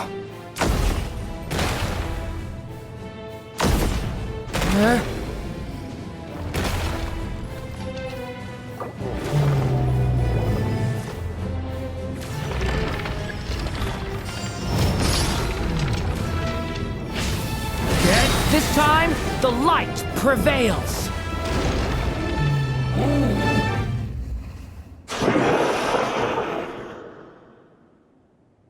Thank you, Mom. And so it was that Durin defeated the darkness and rewrote his fate. But his story is far from over.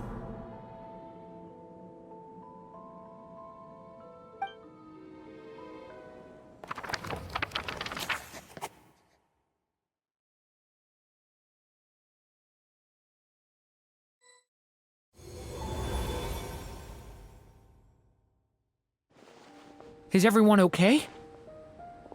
We're fine, thanks. And hey, we all saw how you fought back there. That was awesome!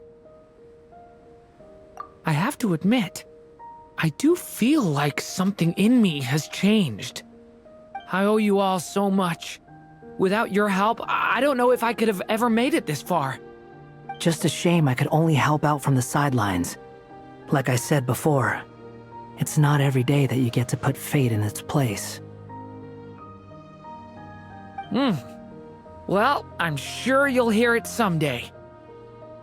Hear what? The chance to strike back at fate knocking at your door. Yeah, maybe someday. Allow me to just check one thing.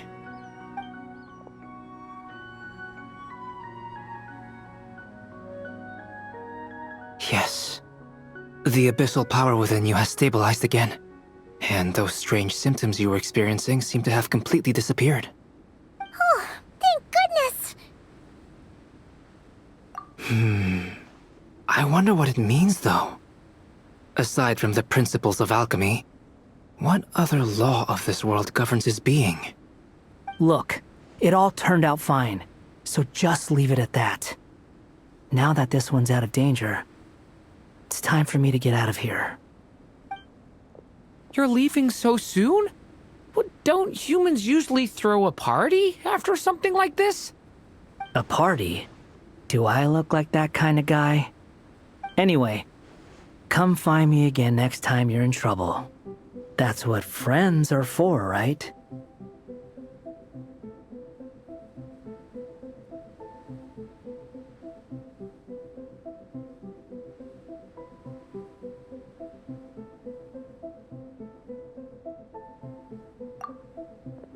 In a way, though, he is right. This is Durin's moment to celebrate, not the time for academic discussions.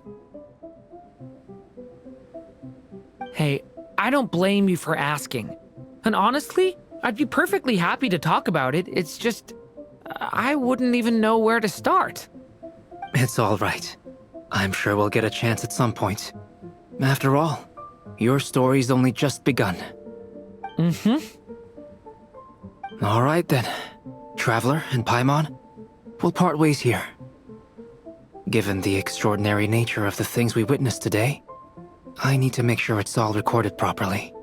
Okay, see ya! So, it's party time next! Huh?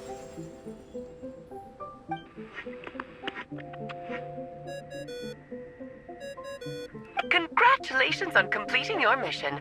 Now then, as per our agreement, it's about time you returned that book. She must have known the moment we finished! Just like she said she would! I've heard dressing appropriately is a must for socializing.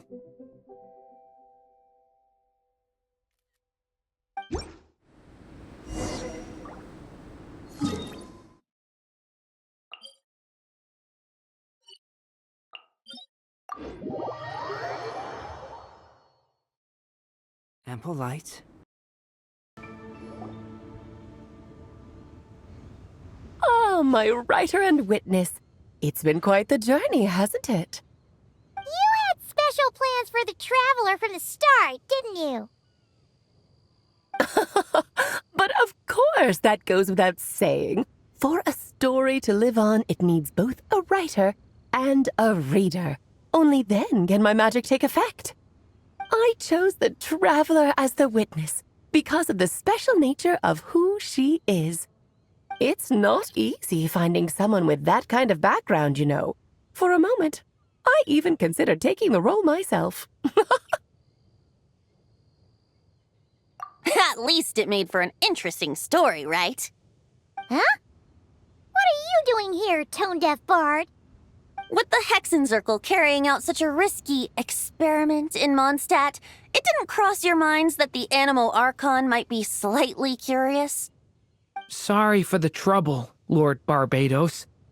Think nothing of it. I dare say the Animo Archon quite enjoyed coming along for the ride. Now then, as agreed, let us see the fruits of your labor. Here, please take a look. Well. Somehow, despite all my careful planning, it still turned out to be full of surprises. It never even crossed my mind that Rhindotter's child would be capable of handling that kind of alchemy in her stead. When he asked for help with the materials, oh my, I nearly couldn't believe it. If only the others were here too, we could all celebrate together. I'm right here, you know. The only one who hasn't responded is the one busy stuffing her face over there. Is that you, Barbie? A little late to the party, don't you think? Come here, child. Let me take a closer look at you. All right, Aunt Seer Witch. Here I am.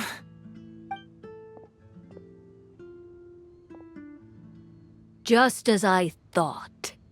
This child's fate does not appear among the stars. Anya has accomplished what almost no one before her could. What does that mean?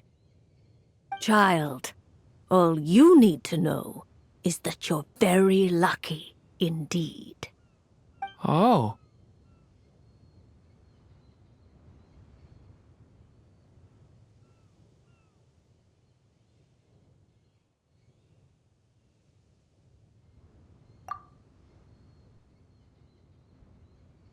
Just like how she was in the story, huh? Tell me, little Durin, what will you do next? I, for one, cannot wait to see how your story unfolds.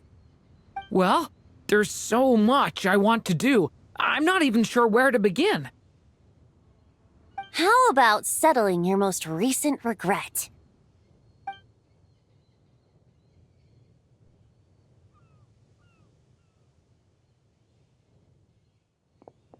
Not so fast, Tone-Deaf Bard! What exactly did you just tell Durin to do? To make a long overdue wish come true.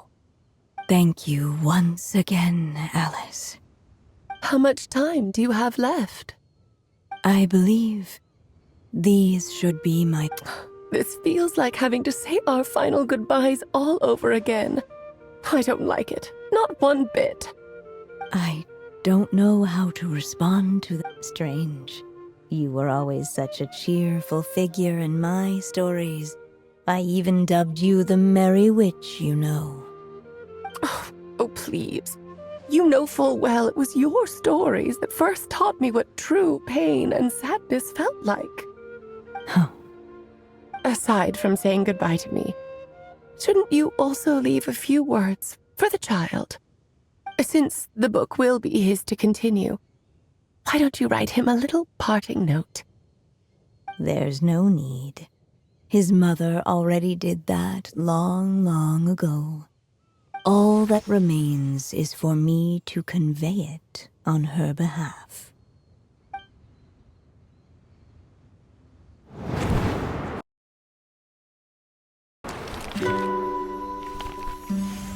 My child, these may be the last words I get to leave you. I've always thought of the characters in my stories as my children, loving each one of them, just like a mother would. But you are the most extraordinary of them all. You alone can defy the fate of this world and write the perfect ending to my story. You alone shall leave these pages for a future I will not see. Still I say to you, fly, my sweet child. Just like a forest breeze yearns for the open sky, head into the unknown and seek an adventure to call your own. If you meet a dragon bright as 1,000 jewels, dance through the air together. You are not alone, for this world has accepted your place in it. Do not lose heart. You still have many wishes left to fulfill.